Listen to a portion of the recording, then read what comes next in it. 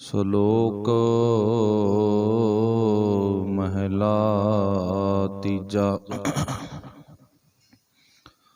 ਸੁਹਬ ਤਾਂ ਸੁਹਾਗਣੀ ਜਾਂ ਮਨ ਲਹੈ ਸਚ ਨਾਉ।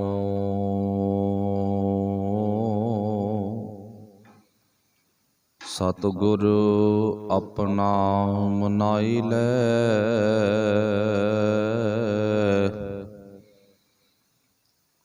ਰੂਪ ਚੜੀ ਤਾਂ ਅਗਲਾ ਦੂਜਾ ਨਾਹੀ ਥਾਉ।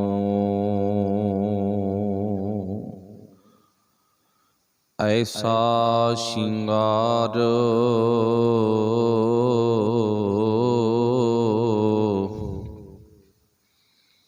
ਬਣਾਈ ਤੂੰ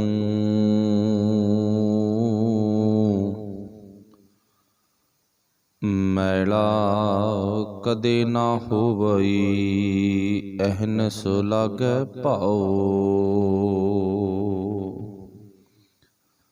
ਨਾਨਕ ਸੁਹਾਗਣੋਂ ਕਾ ਕਿਆ ਚਿਹਨ ਹੈ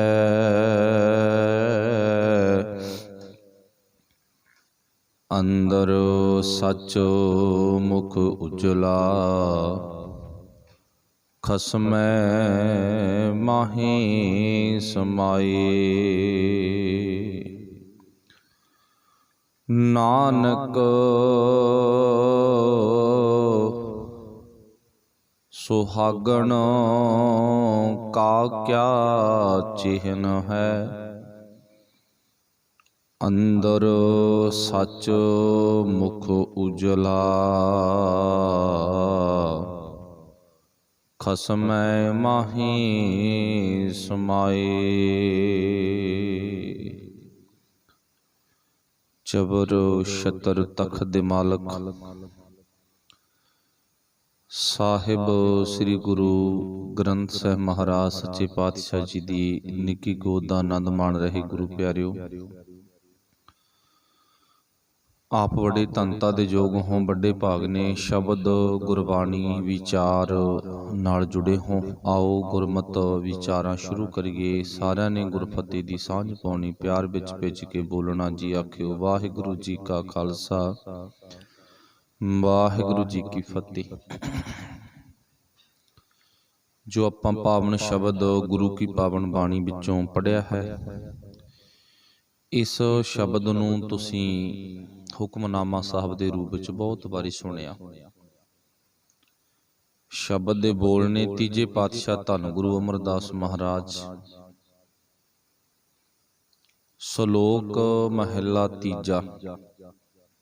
ਸੁਹਬ ਤਾਂ ਸੁਹਾਗਣੀ ਜਾਂ ਮਨ ਲਹੈ ਸਚ ਨਾਉ। ਸੁਹਬ ਤਾਂ ਸੁਹਾਗਣੀ। ਸੋ ਸਤਿਗੁਰੂ ਪਾਤਸ਼ਾਹ ਜੀ ਨੇ ਰਹਿਮਤ ਕੀਤੀ ਹੈ, ਜਿੱਥੇ ਜਿੱਥੇ ਜ਼ਿੰਦਗੀ ਦੇ ਵਿੱਚ ਅਸੀਂ ਠੋਕਰਾਂ ਵੱਧ ਖਾਧੀਆਂ,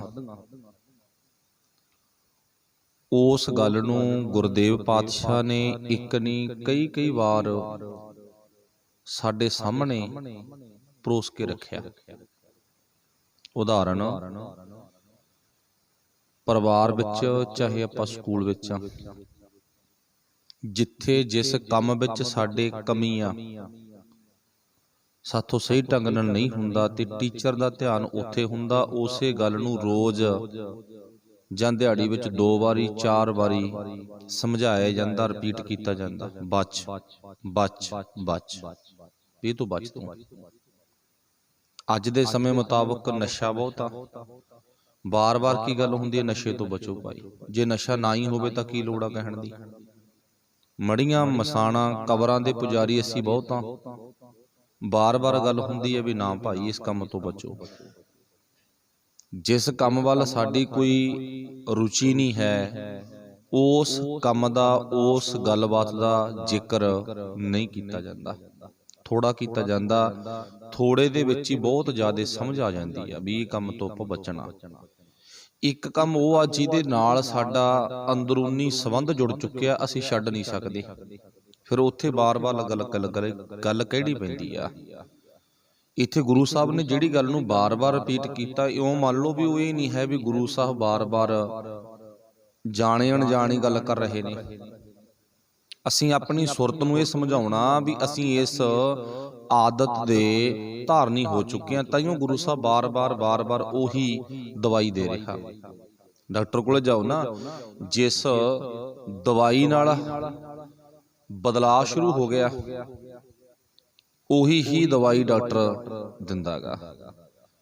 ਤੇ ਜੇ ਬਦਲਾਅ ਸ਼ੁਰੂ ਨਹੀਂ ਹੋਇਆ ਸਾਡੀ ਜ਼ਿੰਦਗੀ 'ਚ ਤਾਂ ਮੋੜ ਵੀ ਉਸੇ ਥਾਂ ਤੇ ਰੱਖਦਾ। ਕੋਈ ਗੱਲ ਨਹੀਂ, ਤੈਨੂੰ ਮੈਂ ਅੱਗੇ ਤੋਰੂੰਗਾ, ਦੱਸੂੰਗਾ। ਸਕੂਲ ਆ ਜੇ ਪਹਿਲੀ ਕਲਾਸ ਦੇ ਵਿੱਚ ਹੀ ਆ ਨਾ, ਕੁਝ ਪੜ੍ਹੇ ਨਹੀਂ ਹਾਂ ਤੇ ਟੀਚਰ ਪਾਸ ਨਹੀਂ ਕਰੂਗਾ। ਬਦਲੇਗਾ ਨਹੀਂ, ਬਦਲੇਗਾ ਤਦ ਜਦੋਂ ਅਸੀਂ ਅਗਲੀ ਗੱਲ ਨੂੰ ਸਮਝਣ ਜੋਗੇ ਹੋ ਗਏ। ਨਹੀਂ ਤਾਂ ਅਸੀਂ ਪਹਿਲੀ ਦੇ ਵਿੱਚ ਹੀ ਤੁਰੇ ਫਿਰਾਂਗੇ। ਉਹਦੇ ਵਿੱਚ 2 ਸਾਲ ਲਾ ਲਓ, 4 ਲਾ ਲਓ, 10 ਲਾ ਲਓ, 20 ਲਾ ਲਓ, ਆਪਣੀ ਆਪ ਦੀ ਮਰਜ਼ੀ ਹੈਗੀ। ਪਰ ਇੱਥੇ ਗੁਰੂ ਸਾਹਿਬ ਕਹਿੰਦੇ ਜਿਸ ਗੱਲ ਦਾ ਤੂੰ ਆਦੀ ਬਣ ਚੁੱਕਿਆ ਨਾ, ਧਾਰਨੀ ਬਣ ਚੁੱਕਿਆ, ਉਹ ਗੱਲ ਬਾਰ-ਬਾਰ ਕਹਿਣੀ ਪੈਂਦੀ ਹੈ। ਉਹ ਕਿਹੜੀ ਗੱਲ ਸੀ? ਮਨੁੱਖ ਦੇ ਅੰਦਰ ਇੱਕ ਸ਼ੌਂਕ ਜਾਗਿਆ। ਚਲੋ ਇਹ ਨਹੀਂ ਵੀ ਸ਼ੌਂਕ ਪੂਰਾ ਨਹੀਂ ਕਰਨਾ, ਕਰੋ। ਗੁਰਦੇਵ ਪਾਤਸ਼ਾਹ ਬਾਣੀ ਵਿੱਚ ਸਭ ਕੁਝ ਹੀ ਸਮਝਾਉਂਦੇ ਆ ਨਾ, ਪਰ ਸ਼ੌਂਕ ਹੀ ਜਾਗਿਆ ਕੱਚੇ ਕੰਮਾਂ ਦਾ, ਗਲਤ ਕੰਮਾਂ ਦਾ। ਜਿਸ ਕੰਮ ਦਾ ਜ਼ਿਕਰ ਅੱਜ ਤੀਜੇ ਪਾਤਸ਼ਾਹ ਨੇ ਆਪਣੀ ਪਾਵਨ ਬਾਣੀ ਵਿੱਚ ਕੀਤਾ, ਸੁਹਬ ਤਾਂ ਸੁਹਾਗਣੀ। ਸੁਹਬ ਦਾ ਅਰਥ ਕੀ ਆ? ਸੂਹੇ ਵੇਸ ਵਾਲੀ। ਸਾਨੂੰ ਲਿਬਾਸ, ਸਾਨੂੰ ਵੇਸ ਬਹੁਤ ਜ਼ਿਆਦਾ ਇੱਕ ਦੂਜੇ ਦਾ ਪਸੰਦ ਹੈ। ਪਹਿਲੀ ਗੱਲ ਤਾਂ ਗੁਰਦੇਵ ਪਾਤਸ਼ਾਹ ਸਾਨੂੰ ਛੋਟੇ ਜਿਹੇ ਪੱਖੇ ਵਿੱਚ ਹੀ ਸਮਝਾਉਂਦੇ ਆ। ਆਪਣੀ ਆਮ ਵੀ ਕਹਾਵਤ ਆ ਵੀ ਕਿਸੇ ਦਾ ਪੱਕਾ ਦੇਖ ਕੇ ਆਪਣਾ ਕੱਚਾ ਕਦੇ ਵੀ ਨਾ ਢਾਓ। ਕਿਸੇ ਦੇ ਚੰਗਾ ਪਾਇਆ ਵੇਖ ਕੇ ਆਪਣੇ ਲਾਹ ਕੇ ਨਾ ਸੁੱਟੋ। ਕਿਸੇ ਨੂੰ ਚੰਗਾ ਖਾਂਦਾ ਵੇਖ ਕੇ ਆਪਣੀ ਰੁੱਖੀ ਤੋਂ ਪਾਸੇ ਨਾ ਹੋਵੋ। ਭਾਵ ਕੀ ਹੈ? ਗੁਰਦੇਵ ਪਾਤਸ਼ਾਹ ਕਹਿੰਦੇ ਜਿੰਨੀ ਤੇਰੀ ਪੂੰਜੀ ਆ ਆਪਣੇ ਹਿਸਾਬ ਦੇ ਨਾਲ ਜ਼ਿੰਦਗੀ ਜਿਓ। ਇਹ ਨਹੀਂ ਹੈ ਕਿਸੇ ਨੂੰ ਵੇਖ ਕੇ ਤੂੰ ਆਪਣਾ ਜੀਵਨ ਵਿਗਾੜ ਲਵੇਂ। ਸੁਹਬ ਦਾ ਅਰਥ ਹੈ ਵੇਸ, ਕਿਸੇ ਦਾ ਵੇਸ ਵੇਖ ਕੇ। ਅੱਜ ਤਕਰੀਬਨ ਇੱਕ ਗੱਲ ਨੂੰ ਨੋਟ ਕਰੋ, ਜਿੰਨੇ ਕ ਆਪਾਂ ਬੈਠੇ ਆ, ਸਿਆਣੇ ਬੈਠੇ ਆ, ਨਿਰੀਓ ਕਹ ਲੋ ਗੁਰਦੇਵ ਪਾਤਸ਼ਾਹ ਦੇ ਚਰਨਾਂ ਨਾਲ ਜੁੜੀ ਹੋਈ ਮਲਾਈ ਬੈਠੀ ਆ। ਇੱਕ ਗੱਲ ਨੋਟ ਕਰਕੇ ਵੇਖਿਓ ਵੀ ਜਿੰਨੇ ਕੰਮ ਦੁਨੀਆ ਵਿੱਚ ਹੁੰਦੇ ਨੇ ਅੱਜ ਦੇ ਸਮੇਂ 'ਚ ਰੀਸ ਵੱਧਾ, ਲੋੜ ਘੱਟ ਆ। ਜੇ ਨਹੀਂ ਹੈਗੀ ਤਾਂ ਦੇਖ ਲਓ। ਬੇਸ਼ੱਕ ਚਲੋ ਆਪਣਾ ਵਿਸ਼ਾ ਸੁਹਬਤਾ ਸੁਹਾਗਣੀ, ਵੇਸ ਤੇ ਸੁਹਾਗਣੀ ਸੰਬੰਧੀ ਆ, ਪਰ ਥੋੜਾ ਜਿਹਾ ਆਪਾਂ ਇਸ ਗੱਲ ਨੂੰ ਸਮਝ ਗਏ ਵੀ ਜ਼ਿਆਦਾਤਰ ਜਿੰਨੇ ਕੰਮ ਹੁੰਦੇ ਨੇ ਰੀਸ ਜ਼ਿਆਦਾ, ਇੱਕ ਦੂਜੇ ਨੂੰ ਵੇਖ ਕੇ ਜ਼ਿਆਦਾ ਕੀਤੇ ਜਾਂਦੇ ਨੇ, ਪਰ ਜਿਹੜੀ ਲੋੜ ਆ ਉਹ ਬਹੁਤ ਥੋੜੀ ਆ। ਸੌਖੀਆਂ ਗੱਲਾਂ ਕਰ ਲਓ। ਭਾਵ ਸਾਡੇ ਘਰ ਦੇ ਵਿੱਚ ਕੀ ਕੰਡੀਸ਼ਨ ਆ ਉਹ ਮੈਨੂੰ ਪਤਾ, ਤੁਹਾਡੇ ਘਰ ਦੇ ਕੀ ਹਾਲਾਤ ਨੇ, ਕਿਹੋ ਜਿਹੀ ਕੰਡੀਸ਼ਨ ਆ ਉਹ ਤੁਹਾਨੂੰ ਪਤਾ। ਪਰ ਜਦੋਂ ਰੀਸ ਚੱਲ ਪਵੇ ਤਾਂ ਉਦੋਂ ਕਰਜ਼ਾਈ ਹੋਣਾ ਸੁਭਾਵਿਕ ਆ ਵੀ ਜੇ ਮੇਰੀ ਗੁਆਂਢੀ ਨੇ ਕੋਠੀ ਪਾਈ ਹੈ ਤੇ ਮੈਂ ਵੀ ਪਾਊਂਗਾ। ਪਾਓ ਜੀ, ਸਦਕੇ ਪਾਓ, ਪਰ ਗੁਰੂ ਪਾਤਸ਼ਾਹ ਜੀ ਕਹਿੰਦੇ ਰੀਸ ਨਾ ਕਰੀ, ਕਿਤੇ ਨਾ ਹੋਵੇ ਕੱਲ ਨੂੰ ਕੋਠੀ 'ਚ ਰਹਿਣਾ ਨਸੀਬ ਨਾ ਹੋਵੇ। ਜੇ ਗੁਆਂਢੀ ਨੇ 5000 ਵਾਲਾ ਸੂਟ ਲਿਆਂਦਾ ਨਾ ਤੇ ਮੈਂ ਵੀ ਘੱਟ ਨਹੀਂ ਹਾਂ, ਉਨੇ ਹੀ ਲਿਆਉਂਗਾ, ਮੈਂ ਕਿਹੜਾ ਕਿਸੇ ਨੂੰ ਘਟਾਂਗਾ। ਭਾਵ ਜੋ ਮੇਰੇ ਨਾਲ ਦੇ ਨੇ ਕੀਤਾ ਮੈਂ ਉਹ ਕਰਾਂ। ਹਾਂ ਜ਼ਰੂਰ ਕਰੋ, ਐਸੀ ਗੱਲ ਨਹੀਂ ਵੀ ਨਹੀਂ ਕਰਨਾ, ਪਰ ਕਰੋ ਉਹ ਜੋ ਤੁਹਾਡੇ ਪੈਰ ਭਾਰ ਚੱਲਦੇ ਨੇ। ਤੇ ਕਿਤੇ ਇਹ ਨਾ ਹੋਵੇ ਵੀ ਜੋ ਤੂੰ ਕਰ ਰਿਹਾ ਉਹਨਾਂ ਦੇ ਬਦਲੇ ਤੇਰੀ ਜਾਨ ਚਲੀ ਜਾਏ। ਮਤਲਬ ਸਾਡੇ ਜੀਵਨ 'ਚ ਰੀਸ, ਹੁਣ ਮਰਗ ਤੇ ਲਾ ਲਓ, ਮੈਂ ਆਪਣੀ ਅੱਖੀਂ ਵੇਖਦਾ, ਕੰਨੀ ਸੁਣਦਾ, ਮੰਦੜੇ ਹਾਲ ਹੁੰਦੇ ਨੇ ਘਰ ਦੇ। ਸ਼ਾਇਦ ਬਜ਼ੁਰਗਾਂ ਨੂੰ ਦਵਾਈ ਵੀ ਟਾਈਮ ਸਿਰ ਨਹੀਂ ਦਵਾਈ ਹੁੰਦੀਗੀ, ਤੇ ਇੱਥੇ ਗੱਲਾਂ ਵੱਡੀਆਂ ਹੁੰਦੀਆਂ ਨੇ। ਸੱਚੀ ਗੱਲ ਆ, ਮੈਂ ਗੁਰੂ ਦੀ ਗੋਦ 'ਚ ਬੈਠਾ, ਗੱਪ ਨਹੀਂ ਮਾਰਦਾ। ਤੁਸੀਂ ਵੀ ਦੇਖਿਆਗਾ, ਗੱਲਾਂ ਬਹੁਤ ਵੱਡੀਆਂ ਕਿੰਨੀਆਂ ਕੁ ਵੱਡੀਆਂ, ਰੀਸੋ ਰੀਸ। ਮੇਰੇ ਰਿਸ਼ਤੇਦਾਰੀ 'ਚ ਮੇਰੇ ਗੁਆਂਢੀ ਨੇ ਪਕੌੜੇ ਬਣਾਏ ਤਾਂ ਮੈਂ ਵੀ ਬਣਾਉਂਗਾ। ਬਣਾਓ ਜੀ, ਸਦਕੇ ਬਣਾਓ, ਪਰ ਪਹਿਲੀ ਗੱਲ ਤਾਂ ਮੇਲ ਨਹੀਂ ਹੈ, ਮੇਲ ਹੀ ਨਹੀਂ ਹੈ ਪਹਿਲੀ ਗੱਲ ਤਾਂ। ਦੂਜੀ ਗੱਲ, ਇੱਕ ਭੋਗ ਨੰਗ ਕਰ ਜਾਂਦਾ। ਸੋਚ ਕੇ ਦੇਖੋ ਸਾਡਾ ਜੀਵਨ ਕਿੱਥੇ ਖੜਾ ਗਾ। ਆਪਣੇ ਆਪ ਨੂੰ ਪੁੱਛ ਕੇ ਕਰ, ਕੀ ਕਰਨਾ ਕੀ ਨਹੀਂ ਕਰਨਾਗਾ। ਜਿਹੜੀ ਗੁਰਮਤ ਆ ਨਾ, ਇਹ ਸੱਚੀ ਗੱਲ ਸੁਣਦੇ ਹੋ ਤਾਂ ਉਹ ਭੋਗ ਪਾਉਣ ਦੇ ਸੰਬੰਧ 'ਚ ਹੀ ਨਹੀਂ ਗੀ ਵੀ ਭੋਗ ਪਾਉਣਾ ਨਹੀਂ ਪਾਉਣਾ, ਪਾਠ ਕਰਾਉਣਾ ਨਹੀਂ ਕਰਾਉਣਾ, ਬਸ ਗਿਆ ਤਾਂ ਗਿਆ। ਪਰ ਚਲੋ ਜੇ ਆਪਾਂ ਕੁਛ ਕਰਨਾ ਤਾਂ ਉਹ ਥੋੜਾ ਬਹੁਤਾ ਹੋ ਸਕਦਾ ਗਾ ਗਏ ਹੋਏ ਪ੍ਰਾਣੀ ਦੇ ਸੰਬੰਧੀ, ਥੋੜਾ ਬਹੁਤਾ ਨਹੀਂ ਹੈ। ਅੱਛਾ, ਦੂਸਰੀ ਗੱਲ ਹੋਰ ਨੋਟ ਕਰਿਓ, ਇੱਕ ਬੰਨੇ ਮਹਿੰਗੀਆਂ ਮਹਿੰਗੀਆਂ ਮਠਿਆਈਆਂ, ਦੂਜੇ ਬੰਨੇ ਲਾਗੀ ਜਾਂ ਰਾਗੀ। ਉਦਾਹਰਨ ਹੈ ਇੱਕ, ਉੱਥੇ ਆ ਕੇ ਲੜਾਈ ਹੁੰਦੀ ਆ, ਨਾ ਭਾਈ ਅਸੀਂ ਤਾਂ ਗਰੀਬ ਆ, ਫਿਰ 5-4 ਨਾਲ ਸਾਈਡ ਤੇ ਵੀ ਆਉਂਦੇ ਹੁੰਦੇ ਆ ਬੰਦੇ ਨਾਲ, ਇਹ ਤਾਂ ਭਾਈ ਗਰੀਬ ਆ, ਉੱਥੇ ਸਫਾਈਆਂ ਗਰੀਬੀ ਦੀਆਂ ਦਿੱਤੀਆਂ ਜਾਂਦੀਆਂ। ਨਹੀਂ ਭਾਈ, ਜਿਹਦੇ ਪਕੌੜੇ ਜਲੇਬੀ ਤੇ ਮਟਰ ਪਨੀਰ ਚੱਲ ਪਿਆ ਨਾ, ਉਹ ਗਰੀਬ ਨਹੀਂ ਹੁੰਦਾ। ਫਿਰ ਹਾਲਾਤ ਵੇਖ ਕੇ ਤਾਂ ਕਹਿਣਾ ਪਊਣਾ ਉਹ ਗਰੀਬ ਨਹੀਂ ਹੈ। ਨਹੀਂ, ਜਿੰਦਾ ਚੱਕ ਕੇ ਪੈਸੇ ਲਾਇਆ, ਫਿਰ ਕਿਸੇ ਨੇ ਕਿਹਾ ਸੀ ਵੀ ਲਾ, ਠੀਕ। ਚਲੋ, ਕਹਿਣ ਤੋਂ ਭਾਵ ਵੀ ਸਾਡੇ ਹਾਲਾਤ ਵੇਖਾ ਵੇਖੀ ਨਾਲ ਜੁੜੇ ਹੋਏ ਨੇ। ਗੁਰੂ ਕਿਰਪਾ ਕਰੇ ਅਸੀਂ ਵਾਪਸ ਮੁੜੀਏ, ਵੇਖਾ ਵੇਖੀ ਦੇ ਵਿੱਚੋਂ ਪਿੱਛੇ ਆਈਏ। ਭਾਵ ਜਦੋਂ ਅਸੀਂ ਖੁਦ ਕਰਨ ਜੋਗੇ ਹਾਂ, ਗੁਰੂ ਸਾਹਿਬ ਕਹਿੰਦੇ ਕਰ, ਮੈਂ ਨਹੀਂ ਤੈਨੂੰ ਕਹਿੰਦਾ ਵੀ ਨਾ ਕਰ, ਪਰ ਵੇਖਾ ਵੇਖੀ ਦੇ ਵਿੱਚ ਨਾ ਫਸੀ। ਸੁਹਬ ਵੇਸ, ਬੇਸ ਵੀ ਸਾਡਾ ਜਿਹੜਾ ਹੈ, ਸਰੀਰਕ ਲਿਬਾਸ ਵੀ ਜਿਹੜਾ ਸਾਡਾ ਹੈ, ਇੱਥੋਂ ਗੱਲ ਚੱਲੀ ਆ, ਉਹ ਵੀ ਇੱਕ ਦੂਜੇ ਨੂੰ ਵੇਖਾ ਵੇਖੀ ਦਾ ਲਿਬਾਸ ਆ। ਇੱਕ ਵਾਰ ਨਾ, ਚਲੋ ਹੈ ਤਾਂ ਥੋੜੀ ਜਿਹੀ ਮਿਥਿਹਾਸਕ ਕਹਾਣੀ, ਧੰਨ ਗੁਰੂ ਅਮਰਦਾਸ ਮਹਾਰਾਜ ਜੀ ਦਰਬਾਰ ਵਿੱਚੋਂ ਨਾ ਲਾਹੌਰ ਦੀ ਧਰਤੀ ਤੇ ਅਕਬਰ ਦੇ ਦਰਬਾਰ ਵਿੱਚ ਬਾਬਾ ਜੇਠਾ ਜੀ ਵਿਚਾਰ ਕਰਨ ਗਏ ਸੀ। ਤੇ ਗੁਰੂ ਸਾਹਿਬ ਨੇ ਕੀ ਕਿਹਾ ਸੀ, ਜੇਠਿਆ ਗੁਰਮਤ ਨੂੰ ਆਪਣੇ ਦਿਮਾਗ ਵਿੱਚ ਰੱਖੀ। ਗੁਰਮਤ ਭਾਵ ਗੁਰੂ ਦੀ ਮੱਤ ਨੂੰ, ਆਪਣੀ ਮੱਤ ਨਾ ਰੱਖੀ, ਗੁਰਮਤ ਨੂੰ ਆਪਣੇ ਦਿਮਾਗ ਵਿੱਚ ਰੱਖੀ, ਪਾਸ ਹੋਵੇਂਗਾ, ਫੇਲ ਨਹੀਂ ਹੁੰਦਾ। ਅੱਜ ਦੇ ਸਮੇਂ 'ਚ ਅੱਜ ਦੇ ਕਿਸੇ ਗੁਰੂ ਦੇ ਪਿਆਰੇ ਨੇ ਵਿਚਾਰ ਕਿਸੇ ਦਿੱਲੀ ਮੇਨ ਬੰਦੇ ਨਾਲ ਕਰਨੀ ਹੋਵੇ, ਉਦੋਂ ਵੀ ਮੇਨ ਬੰਦਾ ਹੀ ਕੌਣ ਸੀ? ਅਕਬਰ ਸੀ। ਅਕਬਰ ਦੇ ਨਾਲ ਇੱਕ ਆਮ ਵਿਅਕਤੀ ਵਿਚਾਰ ਚਰਚਾ ਕਰਨ ਵਾਸਤੇ ਗਿਆ, ਗੱਲਬਾਤ ਕਰਨ ਵਾਸਤੇ ਗਿਆ ਗਾ, ਸਵਾਲਾਂ ਦੇ ਜਵਾਬ ਦੇਣ ਵਾਸਤੇ ਗਿਆ ਗਾ। ਪਰ ਧੰਨ ਗੁਰੂ ਅਮਰਦਾਸ ਮਹਾਰਾਜ ਦੀ ਬਖਸ਼ਿਸ਼ਾਂ ਨਾਲ ਕਿਰਪਾ ਗਈ, ਜਿੱਤ ਹੋ ਗਈ। ਸੰਖੇਪ ਛੋਟਾ ਜਿਹਾ ਟੌਪਿਕ ਹੀ ਲੈਣਾ ਵਿੱਚੋਂ ਆਪਾਂ। ਜਿੱਤ ਹੋ ਗਈ, ਅੰਦਰ ਖੁਸ਼ੀ ਜਾਗੀ, ਅੰਦਰ ਪਿਆਰ ਜਾਗਿਆ। ਜਿਸ ਗੁਰੂ ਨੇ ਮੇਰੀ ਝੋਲੀ ਵਿੱਚ ਜਿੱਤ ਪਾਈ ਆ, ਇਹ ਨਹੀਂ ਕਿਹਾ ਮੈਂ ਜਿੱਤ ਗਿਆ, ਜਿਸ ਗੁਰੂ ਨੇ ਮੇਰੀ ਝੋਲੀ ਵਿੱਚ, ਅਕਬਰ ਦੇ ਦਰਬਾਰ ਵਿੱਚ ਇੰਨੇ ਵੱਡੇ ਵੱਡੇ ਵਿਦਵਾਨ ਬੈਠੇ ਨੇ, ਉਹਨਾਂ ਨੇ ਸਵਾਲ ਕੀਤੇ, ਉਹਨਾਂ ਸਵਾਲਾਂ ਦੇ ਤੂੰ ਜੇਠਿਆ ਜਵਾਬ ਦਿੱਤੇ। ਤੂੰ ਨਹੀਂ, ਤੇਰੇ ਅੰਦਰ ਤੂੰ ਵਸਦਾ ਸੀ, ਉਹ ਪਰਮਾਤਮਾ ਵਸਦਾ ਸੀ, ਉਹਨੇ ਜਵਾਬ ਦਿੱਤੇ। ਅੰਦਰ ਬੈਠੇ ਰੱਬ ਜੀ ਨੇ, ਗੁਰੂ ਨੇ, ਤੇ ਫਿਰ ਤੂੰ ਗੁਰੂ ਵਾਸਤੇ ਕੁਛ ਲੈ ਤਾਂ ਚੱਲਣਾ। ਗੱਲ ਸੀ ਵੇਖਾ ਵੇਖੀ ਦੀ, ਪਰ ਸਿੱਖਿਆ ਕੀ ਮਿਲਦੀ ਹੈ? ਉਹ ਆਪਾਂ ਨੂੰ ਛੋਟੀ ਜਿਹੀ ਵਿਚਾਰ ਚੋਂ ਮਿਲ ਜੂਗੀ। ਕੁਝ ਗੁਰੂ ਵਾਸਤੇ ਲੈ ਕੇ ਤਾਂ ਚੱਲਣਾ। ਗੁਰੂ ਵਾਸਤੇ ਦੇਖੋ ਅੰਦਰ ਕਿੰਨਾ ਪਿਆਰਾ, ਕੁਝ ਗੁਰੂ ਵਾਸਤੇ ਲੈ ਕੇ ਚੱਲ। ਕੀ ਲੈ ਕੇ ਜਾਣਾ? ਕਹਿੰਦਾ ਚੱਲ ਫਿਰ ਗੁਰੂ ਵਾਸਤੇ ਨਾ ਇੱਕ ਪੁਸ਼ਾਕ ਲੈ ਚੱਲ। ਲਾਹੌਰ ਵਿੱਚ ਪਹੁੰਚਿਆ ਨਾ, ਬਾਜ਼ਾਰ ਚਲਾ ਗਿਆ, ਜਿੱਤਿਆ ਨਾ ਤੂੰ, ਤੇਰੀ ਜਿੱਤ ਹੋਈ ਆ। ਬਾਜ਼ਾਰ ਦੇ ਵਿੱਚ ਚਲਾ ਗਿਆ ਤੇ ਜਾ ਕੇ ਕੱਪੜੇ ਦੀ ਦੁਕਾਨ ਤੇ ਕਹਿੰਦਾ ਮੈਨੂੰ ਇੱਕ ਵਧੀਆ ਕੱਪੜਾ ਚਾਹੀਦਾ, ਪੁਸ਼ਾਕ ਚਾਹੀਦੀ ਆ। ਕਿਹਦੇ ਵਾਸਤੇ? ਮੇਰੇ ਮਿੱਤਰ ਵਾਸਤੇ ਚਾਹੀਦੀ ਆ, ਮੇਰੇ ਸੱਜਣ ਵਾਸਤੇ ਚਾਹੀਦੀ ਆ। ਹੁਣ ਪੁਸ਼ਾਕ ਫਿੱਟ ਕਰਨ ਦਾ ਤਰੀਕਾ ਦੇਖੋ। ਮੰਨ ਲਵੋ, ਪਹਿਲਾਂ ਉਦਾਹਰਨ ਮੈਂ ਲਾ ਲਵਾਂ, ਮੈਂ ਕੱਪੜਾ ਖਰੀਦਣ ਗਿਆ ਤੇ ਮੈਂ ਕੱਪੜਾ ਚੱਕ ਕੇ ਤੁਹਾਨੂੰ ਦਿਖਾਵਾਂਗਾ ਵੀ ਸੋਹਣਾ ਲੱਗਦਾ, ਦੇਖਿਓ ਨਾ। ਅੱਖਾਂ ਖੋਲ ਕੇ ਮੈਂ ਮਸਲ ਕੇ ਖਿੱਚ ਕੇ ਉਹਨੂੰ ਚੈੱਕ ਕਰੂੰਗਾ। ਇਹ ਤਰੀਕਾ ਅੱਜ ਦਾ ਨਹੀਂ, ਪੁਰਾਤਨ ਤਰੀਕਾ। ਦੂਜੇ ਨੂੰ ਪੁੱਛਾਂਗੇ ਵੀ ਦੇਖੀ ਭਾਈ ਵਧੀਆ ਲੱਗਦਾਗਾ, ਕਿਵੇਂ ਲੱਗੂ, ਸੋਹਣਾ ਲੱਗੂ ਕਿ ਨਹੀਂ ਲੱਗਦਾਗਾ ਪੁਸ਼ਾਕ। ਪਰ ਇੱਥੇ ਕੱਪੜਾ ਚੱਕਿਆ ਜਾਂਦਾ, ਨੇਤਰ ਬੰਦ ਹੋ ਜਾਂਦੇ ਨੇ, ਤੇ 2 ਮਿੰਟਾਂ ਬਾਅਦ, ਕੁਝ ਸਕਿੰਟਾਂ ਬਾਅਦ ਸਿਰ ਮਾਰ ਕੇ ਕੱਪੜਾ ਥਾਂ ਰੱਖ ਦਿੰਦਾ। ਇਹ ਬਾਬੇ ਜੇਠੇ ਦੀ ਰੀਤ ਆ ਕੱਪੜਾ ਖਰੀਦਣ ਦੀ। ਨਾ ਨਾਲਦਿਆਂ ਨੂੰ ਪੁੱਛਿਆ, ਨਾ ਮੂਹਰਲਿਆਂ ਨੂੰ ਪੁੱਛਿਆ, ਨਾ ਅਗਲੇ ਨਾ ਪਿਛਲੇ, ਕਿਸੇ ਨੂੰ ਪੁੱਛਿਆ ਨਹੀਂ ਵੀ ਕੱਪੜਾ ਕਿਹੋ ਜਿਹਾ, ਸੋਹਣਾ ਨਹੀਂ ਸੋਹਣਾ, ਵਧੀਆ ਨਹੀਂ ਹੈ, ਕੀ ਕੁਆਲਿਟੀ ਹੈ, ਨਾ। ਕੱਪੜਾ ਹੱਥਾਂ ਵਿੱਚ ਚੁੱਕਿਆ, ਅੱਖਾਂ ਬੰਦ ਨੇ, ਸਿਰ ਮਾਰ ਕੇ ਕੱਪੜਾ ਥੱਲੇ ਰੱਖ ਦਿੰਦਾ। ਦੁਕਾਨਦਾਰ ਕਹਿੰਦਾ ਭਲਿਆ ਮਾਨਸਾ, ਅੱਜ ਤੱਕ ਦੁਨੀਆ ਆਈ ਆ, ਪਰ ਕੱਪੜਾ ਖਰੀਦਿਆ ਲੋਕ ਅੱਖਾਂ ਖੋਲ ਕੇ ਕੱਪੜੇ ਨੂੰ ਤੱਕਦੇ ਨੇ, ਨਿਗਾਹ ਮਾਰਦੇ ਨੇ ਵੀ ਕਿਤੇ ਕੋਈ ਨੁਕਸ ਨਾ ਹੋਵੇ।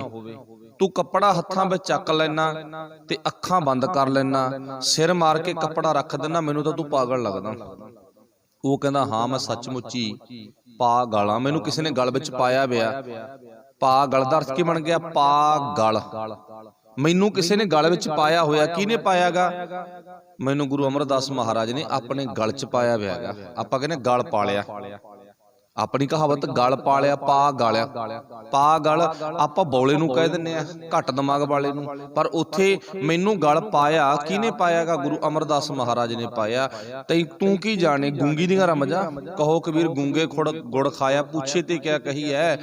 ਹੁਣ ਭਾਵ ਜਿਹਨੇ ਗੁੜ ਖਾਧਾ ਨਾ, ਸਵਾਦ ਉਹੀ ਦੱਸ ਸਕਦਾ, ਦੂਜਾ ਨਹੀਂ। ਜਿਹਦਾ ਨਾਤਾ ਗੁਰੂ ਅਮਰਦਾਸ ਮਹਾਰਾਜ ਨਾਲ ਜੁੜਿਆ ਹੋਇਆ ਨਾ, ਉਹ ਪੁਸ਼ਾਕ ਖਰੀਦਦਾ ਕਿਵੇਂ ਆ?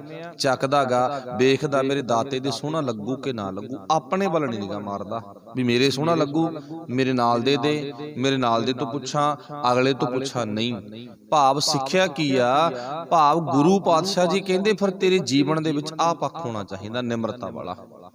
ਕਿਸੇ ਨੂੰ ਵੇਖ ਕੇ ਨਹੀਂ, ਆਪਣੇ ਗੁਰੂ ਨੂੰ ਪੁੱਛ ਕੇ ਖਰੀਦ ਜਿਹੜਾ ਕੁਝ ਖਰੀਦਣਾਗਾ, ਆਪਣੇ ਗੁਰੂ ਨੂੰ ਪੁੱਛ ਕੇ ਲੈ ਜਿਹੜਾ ਕੁਝ ਲੈਣਾਗਾ, ਗੁਰੂ ਅੱਗੇ ਬੇਨਤੀ ਕਰਕੇ ਲੈ ਜਿਹੜਾ ਕੁਝ ਖਰੀਦਣਾਗਾ, ਫੇਰ ਹੀ ਗੁਰੂ ਨੇ ਬਰਕਤਾਂ ਪਾਉਣੀਆਂ। ਇਹ ਨਹੀਂ ਹੈ ਵੀ ਆਪਣੇ ਨਾਲ ਦੇ ਨੂੰ ਪੁੱਛੇ, ਗੁਆਂਢੀ ਨੂੰ ਪੁੱਛੇ, ਪੈਰ ਚੱਕੇ ਧਰਤੀ ਤੇ ਨਾ ਲਾਵੇਂ, ਅੱਡੀਆਂ ਚੱਕ ਕੇ ਫਾਹਾ ਲਵੇਂ, ਇਹ ਕੰਮ ਨਹੀਂ ਕਰਨਾਗਾ।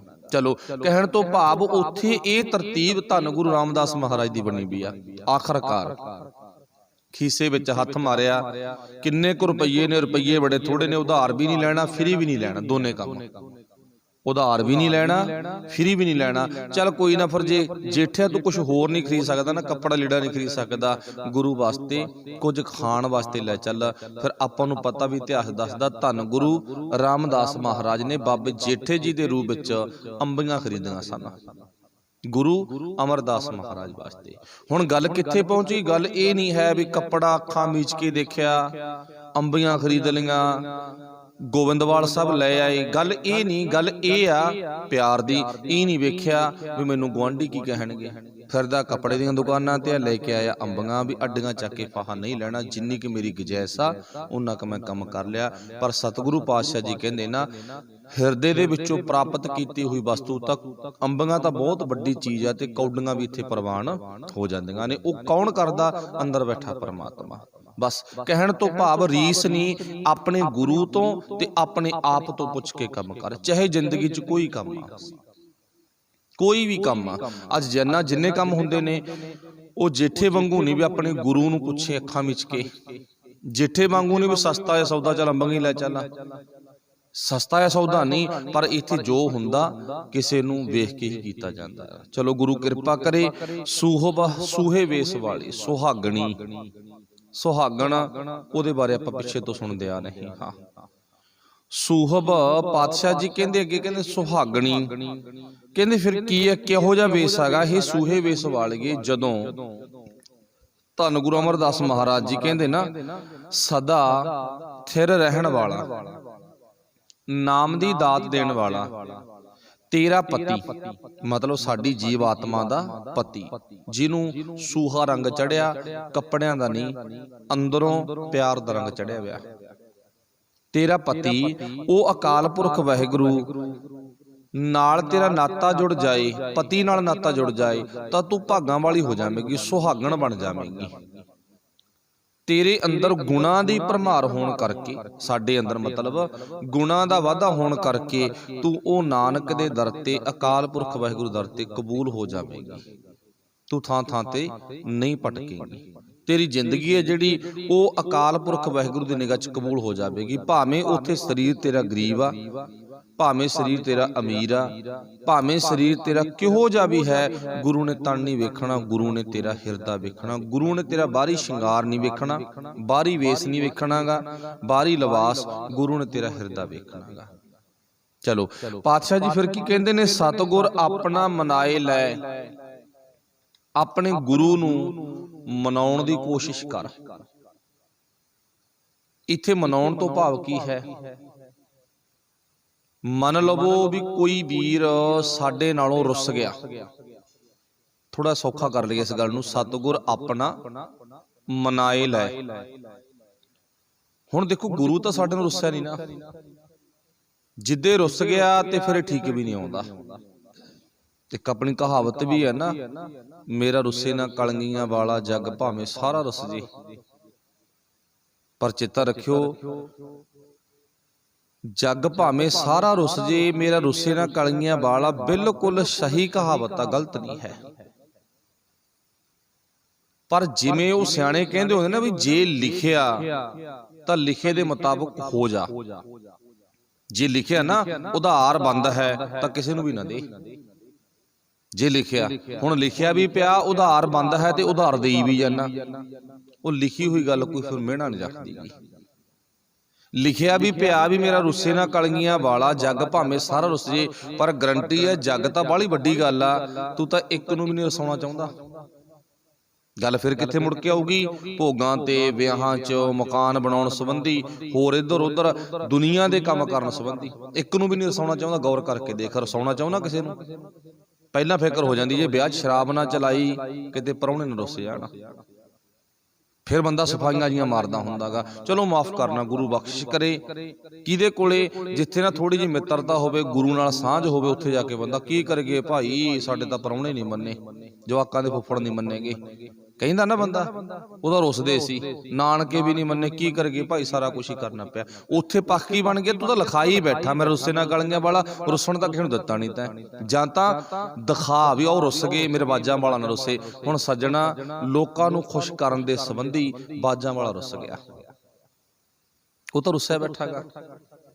ਉਹ ਤਾਂ ਕਹਿੰਦਾ ਤੇਰੇ ਕਰਕੇ ਮੈਂ ਦੇਖ ਲਾ ਆਪਣਾ ਸਾਰਾ ਪਰਿਵਾਰ ਵਾਰਤਾ ਸੀਗਾ। ਐ ਥੋੜੀ ਵਾਰਿਆ ਸੀਗਾ ਵੀ ਤੇਰੇ ਕਰਕੇ ਮੈਂ ਸਾਰਾ ਪਰਿਵਾਰ ਵਾਰ ਦਿੱਤਾ। ਆਪਣੇ ਪੁੱਤਾਂ ਨੂੰ ਮੈਂ ਨਾ ਘੋੜੀਆਂ ਨਹੀਂ ਚੜਾਇਆ, ਜਿਹੜੀਆਂ ਗੱਡੀਆਂ ਤੂੰ ਵਰਤਦਾ ਨਾ ਵਿਆਹੁਣ ਵਾਸਤੇ, ਆਪਣੇ ਬੱਚਿਆਂ ਨੂੰ ਵਿਆਹੁਣ ਦੇ ਲਈ, ਇਹਨਾਂ ਗੱਡੀਆਂ ਵਿੱਚ ਚੜਾਇਆ ਨਹੀਂ, ਮੈਂ ਵੀ ਚੜਾ ਸਕਦਾ ਸੀਗਾ, ਮੇਰਾ ਵੀ ਚਿੱਤ ਮੰਨਦਾ ਸੀ ਨਾ, ਪਰ ਮੈਂ ਆਪਣੇ ਪੁੱਤਾਂ ਨੂੰ ਲਾੜੀ ਮੌਤ ਨਾਲ ਵੇਖਿਆ ਹੈਗਾ। ਦੇਖ, ਗੌਰ ਕਰਕੇ ਵੇਖ, ਤਾਂ ਰੁੱਸ ਗਿਆ ਨਾ। ਚਲੋ ਹੁਣ ਇੱਥੇ ਗੱਲ ਕੀ ਹੈ? ਮੰਨ ਲਵੋ ਵੀ ਉਹ ਰੁੱਸ ਗਿਆ, ਵੈਸੇ ਰੁੱਸਦਾ ਨਹੀਂ ਹੈ। ਉਹ ਆਪਣੀ ਇੱਕ ਸਮਝਣ ਵਾਸਤੇ ਗੱਲ ਆ ਵੀ ਵਾਹਿਗੁਰੂ ਪਰਮਾਤਮਾ, ਨੰਬਰ 2 ਗੁਰੂ ਸਾਡਾ ਰੁੱਸਦਾ ਨਹੀਂ ਹੈ। ਬਾਪ ਆ ਨਾ, ਪੁੱਤ ਗਲਤ ਕੰਮ ਕਰਦਾ, ਬਾਪ ਨਹੀਂ ਰੁੱਸਦਾਗਾ, ਝਿੜਕ ਦਿੰਦਾ, ਘੂਰ ਦਿੰਦਾ, ਥੱਪੜ ਮਾਰਦਾਗਾ। ਪਰ ਗੁਰੂ ਦਾ ਜਿਹੜਾ ਇੱਥੇ ਸ਼ਬਦ ਵਰਤਿਆਗਾ ਤੀਜੇ ਪਾਤਸ਼ਾਹ ਨੇ, ਉਹ ਰੁੱਸਣ ਵਾਲਾ ਹੀ ਵਰਤਿਆਗਾ। ਸਤਿਗੁਰ ਆਪਣਾ ਮਨਾਏ ਲੈ, ਕਿਤੇ ਕਹਿਣ ਮਾਤਰ ਹੀ ਨਾ ਕਹੀ ਜਾਈ, ਆਪਣੇ ਗੁਰੂ ਨੂੰ ਮਨਾ ਲੈ। ਉਹ ਰੁੱਸਦਾ ਜ਼ਰੂਰ ਨਹੀਂ ਹੈ, ਪਰ ਤੇਰੇ ਤੇ ਗੁਰੂ ਦੇ ਹਾਲਾਤ ਵੇਖ ਕੇ, ਸਾਡੇ ਤੇ ਗੁਰੂ ਦੇ ਹਾਲਾਤ ਵੇਖ ਕੇ ਇਉਂ ਲੱਗਦਾ ਵੀ ਸੱਚਮੁੱਚ ਤੁਸੀਂ ਇੱਕ ਦੂਜੇ ਨਾਲੋਂ ਪਾਸੇ ਹੋ ਚੁੱਕੇ ਹੋ। ਸੱਚਮੁੱਚ ਨਾ ਇੱਕ ਦੂਜੇ ਨਾਲੋਂ ਮੁਨਕਰ ਹੋ ਚੁੱਕੇ ਹੋ, ਪਾਸੇ ਹੋ ਚੁੱਕੇ ਹੋ। ਫਿਰ ਮੈਂ ਦੁਬਾਰਾ ਰਿਪੀਟ ਕਰਾਂ ਵੀ ਤੁਹਾਨੂੰ ਸਮਝ ਆ ਜਾਏ ਮੈਂ ਕਿਉਂ ਦੁਬਾਰਾ ਬੋਲਦਾ ਵੀ ਗੁਰੂ ਰੁੱਸਦਾ ਨਹੀਂ। ਗੁਰੂ ਦਾ ਸਿੱਖ ਰੁੱਸ ਜਾਂਦਾ, ਮੋਟਾ ਮੂੰਹ ਹੋ ਜਾਂਦਾ। ਗੁਰੂ ਨਹੀਂ ਰੁੱਸਦਾ, ਗੁਰੂ ਦਾ ਸਿੱਖ ਰੁੱਸ ਜਾਂਦਾ।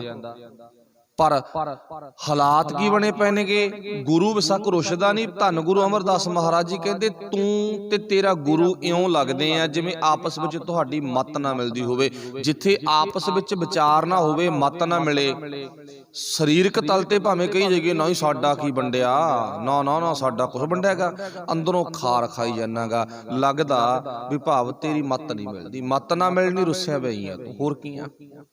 ਗੁਰੂ ਨਹੀਂ ਰੁੱਸਦਾ, ਤੂੰ ਤਾਂ ਰੁੱਸਿਆ ਪਿਆ ਨਾ। ਆਪਾਂ ਮੰਨ ਲਓ, ਮੈਂ ਆਪਣੇ ਦੀ ਗੱਲ ਕਰਾਂ, ਮੈਂ ਰੁੱਸਿਆ ਪਿਆਗਾ, ਫਿਰ ਇਹਨੂੰ ਮਨਾਉਣਾ। ਅੱਛਾ, ਹੁਣ ਮਨੁੱਖ ਰੁੱਸਿਆ ਹੋਵੇ, ਉਹਨੂੰ ਮਨਾਉਣਾ ਹੋਵੇ, ਮਨਾਉਣ ਦਾ ਤਰੀਕਾ ਕੀ ਆ? ਜਿਹੜਾ ਸਭ ਤੋਂ ਵਧੀਆ ਤਰੀਕਾ ਗਾ, ਸਭ ਤੋਂ ਵਧੀਆ ਤਰੀਕਾ ਹੱਥ ਬੰਨ੍ਹ ਕੇ ਮਾਫੀ ਮੰਗਣੀ। ਨੰਬਰ 2 ਤੇ ਜੋ ਤੂੰ ਕਹੇਗਾ ਉਹ ਮੈਂ ਮੰਨੂਗਾ। ਪਰ ਬੰਦਾ ਖੁਸ਼ ਹੋ ਜਾਂਦਾ, ਮੇਰੇ ਆਖੇ ਲੱਗਣ ਲੱਗ ਗਿਆ। ਫਿਰ ਬੰਦਾ ਨਾਲ ਨਾਲ ਕੀ ਕਹਿੰਦਾ, ਲਾ ਲਿਆ ਨਾ ਲੱਤ ਥੱਲੇ। ਬੰਦਾ ਅੰਦਰੇ ਅੰਦਰ ਲੱਡੂ ਜੇ ਭੋਰਦਾਗਾ, ਕਿਉਂ ਮੰਨਦੇ ਸੀ ਨਾ, ਕਰ ਲੈਣਾ ਠੀਕ ਆ, ਲੈ ਹੁਣ ਉਹ ਫਿਰਦਾ ਭੱਜਿਆ ਮੌਜ ਨਾਲ। ਮਤਲਬ ਬੰਦੇ 'ਚ ਇੰਨਾ ਕੀ ਹੁੰਦਾ ਵੀ ਮੇਰੀ ਗੱਲ ਮੰਨੀ ਜਾਵੇ ਬਸ। ਜਦੋਂ ਬੰਦੇ ਦੀ ਗੱਲ ਸੁਣ ਕੇ ਮੰਨਣ ਲੱਗ ਜਾਓ ਨਾ, ਬੰਦਾ ਚੌੜਾ ਹੋ ਜਾਂਦਾ ਗਾ। ਇਹ ਨਹੀਂ ਕਹਿੰਦਾ ਨਹੀਂ ਯਾਰ ਮੇਰੇ ਬਰੋਬਰ ਦੀ ਧੋਰਾ, ਵੀ ਤੇਰੀਆਂ ਕੁਛ ਮੈਂ ਤੇਰੀਆਂ ਮੰਨੂ, ਤੂੰ ਮੇਰੀਆਂ ਮੰਨ। ਬਰੋਬਰ ਤਾਂ ਨਾ। ਹੁਣ ਜੇ ਪਤੀ ਕਵੇ ਪਤਨੀ ਸਾਰੀਆਂ ਗੱਲਾਂ ਮੇਰੀਆਂ ਮੰਨੀ ਜਾਵੇ, ਆਪ ਪਤਨੀ ਦੀ ਇੱਕ ਵੀ ਨਾ ਮੰਨੇ, ਫਿਰ ਗੱਲ ਨਹੀਂ ਬਣਦੀ, ਹੈ ਨਾ। ਗੱਲ ਕਿੱਥੇ ਬਣੂ? ਪਤਨੀ ਪਤੀ ਦੀਆਂ ਗੱਲਾਂ ਮੰਨੇ ਤੇ ਪਤੀ ਪਤਨੀ ਦੀਆਂ ਗੱਲਾਂ ਮੰਨੇ, ਫਿਰ ਪਿਆਰ ਬਣੂਗਾ। ਹੁਣ ਗੁਰੂ ਵਿਸਕ ਸਾਡੇ ਨਾਲ ਨਹੀਂ ਰੁੱਸਦਾ, ਪਰ ਅਸੀਂ ਗੁਰੂ ਦੀ ਇੱਕ ਵੀ ਨਹੀਂ ਗੱਲ ਮੰਨਦੇਗੇ। ਤੇ ਹੁਣ ਗੁਰੂ ਦਾ ਪੱਖ ਕੀ ਬਣ ਗਿਆ? ਸਾਡੀ ਮੱਤ ਨਾ ਮਿਲਣ ਕਰਕੇ, ਗੁਰੂ ਦੀ ਗੱਲ ਨਾ ਮੰਨਣ ਕਰਕੇ ਗੁਰੂ ਸੱਚਮੁੱਚ ਰੁੱਸਿਆ ਪਿਆ। ਹੁਣ ਗੁਰੂ ਨੂੰ ਖੁਸ਼ ਕਿਵੇਂ ਕਰਨਾ? ਗੁਰੂ ਦੀ ਗੱਲ ਨੂੰ ਮੰਨਣਾ, ਬਸ। ਗੁਰੂ ਨੂੰ ਖੁਸ਼ ਕਿਵੇਂ ਕਰਨਾ? ਗੁਰੂ ਤਾਂ ਖੁਸ਼ ਹੀ ਹੈ ਵੈਸੇ, ਪਰ ਫਿਰ ਵੀ ਆਪਾਂ ਨੂੰ ਖੁਸ਼ ਕਿਵੇਂ ਕਰੀਏ? ਬਸ ਗੁਰੂ ਦੀ ਗੱਲ ਨੂੰ ਸੁਣ ਕੇ ਮੰਨਣਾ ਹੀ ਗੁਰੂ ਨੂੰ ਖੁਸ਼ ਕਰਨਾ ਗਾ। ਫਿਰ ਮੈਂ ਦੁਬਾਰਾ ਪੰਕਤੀ ਪੜ੍ਹਾਂ, ਸਤਿਗੁਰ ਆਪਣਾ ਮਨਾਏ ਲੈ, ਆਪਣੇ ਗੁਰੂ ਨੂੰ ਮਨਾ ਲਾ। ਉਹ ਰੁੱਸਿਆ ਨਹੀਂ, ਭੁਲੇਖਾ ਨਾ ਖਾ ਜਾਓ, ਪਰ ਉਹਦੀ ਗੱਲ ਨੂੰ ਮੰਨ ਲੈ, ਉਹ ਖੁਸ਼ ਹੋ ਜਾਊਗਾ। ਤੇ ਸੱਚਾਈ ਆ, ਗੱਲ ਸੁਣਨ ਵਿੱਚ ਤੇ ਮਨਾਉਣ ਵਿੱਚ ਬਹੁਤ ਖੁਸ਼ੀ ਆ।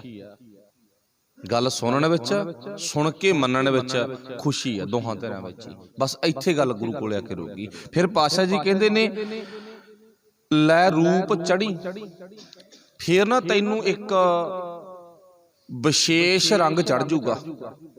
ਰੂਪ, ਰੂਪ ਮੀਨਜ਼ ਰੰਗ, ਨੁਹਾਰ, ਚਿਹਰੇ ਦਾ ਦਿੱਖ ਬਦਲ ਜਾਣੀ, ਰੂਪ ਬਦਲ ਜਾਣਾ। ਹੁਣ ਜਿੱਥੇ ਲੜਾਈ ਹੋਵੇ ਉੱਥੇ ਚਿਹਰਾ ਮੁਝਰਾਇਆ ਹੁੰਦਾ ਗਾ, ਜਿੱਥੇ ਲੜਾਈ ਨਾ ਹੋਵੇ, ਖੁਸ਼ੀ ਹੋਵੇ, ਉੱਥੇ ਖੁਸ਼ ਹੁੰਦਾ ਗਾ। ਫਿਰ ਪਾਤਸ਼ਾਹ ਜੀ ਕਹਿੰਦੇ, ਰੂਪ ਚੜੀ ਤਾਂ ਅਗਲਾ ਦੂਜਾ ਨਾਹੀਂ ਥਾਉ। ਜਦੋਂ ਤੂੰ ਅਗਲਾ ਦੂਜਾ ਥਾਂ ਆਪਣੇ ਦਿਮਾਗ ਚੋਂ ਕੱਢ ਕੇ ਗੁਰੂ ਤੇ ਧਿਆਨ ਲਾ ਲਿਆ ਨਾ, ਫਿਰ ਤੇਰੇ ਵਿੱਚ ਤੇ ਗੁਰੂ ਵਿੱਚ ਅੰਤਰ ਕੋਈ ਨਹੀਂ ਹੋਣਾ। ਭਾਵ ਫਿਰ ਕੀ ਬਣ ਜਾਊਗਾ, ਤੇਰਾ ਰੰਗ ਆ ਨਾ ਜਿਹੜਾ, ਉਹ ਬਦਲ ਜੂ, ਤੇਰਾ ਨੁਹਾਰ, ਤੇਰਾ ਰੂਪ ਬਦਲ ਜੂਗਾ, ਤੇਰਾ ਰੂਪ ਬਦਲ ਜਾਣਾਗਾ। ਤੇ ਪਰ ਸੱਚਾਈ ਆ, ਅੱਜ ਤੱਕ ਜੋ ਗੁਰੂ ਕਹਿੰਦਾ, ਗੁਰੂ ਦੇ ਕਹੇ ਅਨੁਸਾਰ ਸਾਡਾ ਰੂਪ ਨਹੀਂ ਬਦਲਿਆ। ਰੂਪ ਬਦਲਿਆ ਜ਼ਰੂਰ ਆ ਸਾਡਾ, ਐਸੀ ਗੱਲ ਨਹੀਂ ਵੀ ਨਹੀਂ ਬਦਲਿਆ, ਰੂਪ ਬਦਲਿਆ ਜ਼ਰੂਰ ਆ, ਪਰ ਗੁਰੂ ਦੇ ਕਹੇ ਅਨੁਸਾਰ ਰੂਪ ਨਹੀਂ ਬਦਲਿਆ, ਆਪਣੇ ਮਨ ਦੇ ਕਹੇ ਅਨੁਸਾਰ ਬਦਲਿਆਗਾ। ਮਨ ਜਿਵੇਂ ਕਹਿੰਦਾ ਨਾ, ਉਵੇਂ ਉਵੇਂ ਸਰੀਰ ਢਲਦਾ, ਉਵੇਂ ਉਵੇਂ ਸਾਡਾ ਸਰੀਰ ਆ ਜਿਹੜਾ ਭੱਜਿਆ ਫਿਰਦਾ ਵਿਚਾਰਾ, ਗੁਰੂ ਦੇ ਕਹੇ ਅਨੁਸਾਰ ਨਹੀਂ। ਬਸ ਬੇਨਤੀ ਆ, ਆਪਾਂ ਸਾਰੀ, ਮੈਂ ਵੀ ਤੁਹਾਡੇ ਵਿੱਚ, ਮੈਂ ਵੀ ਅਣਮੰਨਾ, ਗੁਰੂ ਦੀ ਗੱਲ ਮੈਂ ਵੀ ਨਹੀਂ ਮੰਨਦਾਗਾ। ਆਪਾਂ ਸਾਰੇ ਰਲ ਮਿਲ ਕੇ ਗੁਰੂ ਦੀ ਗੱਲ ਮੰਨੀਏ। ਜੋ ਤੂੰ ਕਹਿਣਾ, ਜੋ ਗੁਰ ਕਹੈ ਸੋਈ ਭਲ ਮਾਨੋ। ਫਿਰ ਗੁਰੂ ਨੇ ਕਿਹਾ ਸੀ, ਗੁਰੂ ਦੀ ਗੱਲ ਮੰਨ ਲਾ। ਚਲੋ, ਗੁਰੂ ਇਹ ਨਹੀਂ ਵੀ ਕਿਸੇ ਦਾ ਕਤਲ ਕਰਾਊਗਾ। ਫਿਰ ਕਈ ਵਾਰ ਸਾਨੂੰ ਵਿਪਤਾ ਵਜੇ ਨਾ ਵੀ ਖਬਰਾਂ ਕੀ ਕਹੂ। ਮੰਨ ਲਓ ਕੋਈ ਬੰਦਾ ਕਹੇ ਯਾਰ ਤੈਨੂੰ ਕੰਮ ਕਹਿਣਾ ਮੈਂ, ਤੇ ਆਪਾਂ ਹੁਣ ਦੇਖਾ ਦੇਖੀ ਤਾਂ ਕਹਿੰਦਾ ਵੀ ਚੱਲ ਕੋਈ ਨਾ ਭਾਈ ਕਰਾਂਗੇ, ਦੱਸ ਕੀ ਕੰਮ ਆਗਾ। ਅੰਦਰ ਡਰ ਹੋਊਗਾ, ਪਤਾ ਨਹੀਂ ਕੀ ਕਹੂਗਾ। ਇੱਥੇ ਉਹ ਗੱਲ ਨਹੀਂ ਹੈ ਵੀ ਗੁਰੂ ਕਹਿੰਦਾ ਮੈਂ ਤੈਨੂੰ ਪੁੱਤ ਕੰਮ ਕਹਿਣਾ ਇੱਕ, ਤੇ ਅਸੀਂ ਅੰਦਰੋਂ ਡਰੀ ਜਾਈਏ, ਪਤਾ ਨਹੀਂ ਕੀ ਕਹੂਗਾ, ਪਤਾ ਨਹੀਂ ਕਤਲ ਕਰਵਾਊ ਕਿ ਕੀ ਕਰਵਾਊਗਾ। ਨਹੀਂ, ਗੁਰੂ ਉਹ ਕੰਮ ਨਹੀਂ ਕਹਿੰਦਾ। ਗੁਰੂ ਕੀ ਕਹਿੰਦਾ, ਆਵੋ ਸਿੱਖ ਸਤਿਗੁਰੂ ਕੇ ਪਿਆਰਿਓ, ਗਾਵੋ ਸੱਚੀ ਬਾਣੀ। ਗੁਰੂ ਤਾਂ ਆ ਕਹਿੰਦਾ ਵੀ ਆ ਜਾ, ਕਹਿੰਦੇ ਇਕੱਠੇ ਹੋ ਕੇ ਆਪਾਂ ਰਲ ਮਿਲ ਕੇ ਰੱਬੀ ਜਸ ਕਰਿਆ ਕਰਾਂਗੇ, ਨਾਲੇ ਤੂੰ ਨਾਲੇ ਮੈਂ। ਗੁਰੂ ਤਾਂ ਹੀ ਕਹਿੰਦਾ। ਹੁਣ ਚੰਗੇ ਬੰਦੇ ਤੋਂ ਕੋਈ ਪਿੰਡ 'ਚ ਡਰਦਾ ਹੁੰਦਾ ਵੀ ਜਿਹੜਾ ਬੰਦਾ ਨਾ ਇੱਜ਼ਤ ਵਾਲਾ ਹੋਵੇ, ਜੀਵਨ ਵਾਲਾ ਹੋਵੇ, ਵਿਵਹਾਰ ਦੇ ਵਿੱਚ, ਵਪਾਰ ਦੇ ਵਿੱਚ, ਵਰਤਣ ਦੇ ਵਿੱਚ 100% ਸਹੀ ਹੋਵੇ, ਕੋਈ ਨਹੀਂ ਡਰਦਾ ਉਹ ਤੋਂ, ਕੋਈ ਵੀ ਨਹੀਂ ਡਰਦਾ ਉਹ ਤੋਂ। ਕਿਉਂ ਕਹਿੰਦੇ, ਡਰ ਹੀ ਕੋਈ ਨਹੀਂ, ਤਾਂ ਬੰਦਾ ਹੀ ਵਾਲਾ ਸਿਆਣਾ ਗਾ। ਇਵੇਂ ਜਿਵੇਂ ਸਾਡਾ ਗੁਰੂ ਆ, ਇਹ ਤੋਂ ਡਰ ਥੋੜੀ ਲੱਗਦਾਗਾ। ਇੱਕ ਵਾਰੀ ਸਮਝ ਕੇ ਦੇਖੋ ਗੁਰੂ ਕਿੰਨਾ ਸਿਆਣਾ। ਜਿਹੜਾ ਸਿਆਣਾ ਗੁਰੂ ਆ ਨਾ, ਇਹ ਤੋਂ ਡਰ ਨਹੀਂ ਲੱਗਦਾ। ਫਿਰ ਡਰਦਾ ਕੌਣ ਆ?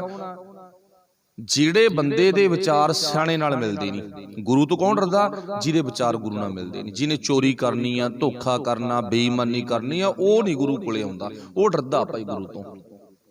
ਠੀਕ ਆ ਨਾ, ਉਹ ਗੁਰੂ ਕੋਲੋਂ ਪਾਸਾ ਵੱਟੂਗਾ। ਬਾਕੀ ਗੁਰੂ ਕੋਲੇ ਆਉਣ ਵਾਲਿਆਂ ਦੀ ਲੈਣ ਬਹੁਤ ਵੱਡੀ ਆ। ਫਿਰ ਪਾਤਸ਼ਾਹ ਜੀ ਕਹਿੰਦੇ, ਭਾਈ ਅਗਲਾ ਦੂਜਾ ਨਾਹੀਂ ਥਾਉ। ਫਿਰ ਤੇਰੀ ਜ਼ਿੰਦਗੀ ਦੇ ਵਿੱਚੋਂ ਨਾ ਅਗਲਾ ਦੂਜਾ ਸੋਚ ਵਿਚਾਰ ਸਾਰੀ ਨਿਕਲ ਜਾਣੀ ਚਾਹੀਦੀ ਆ।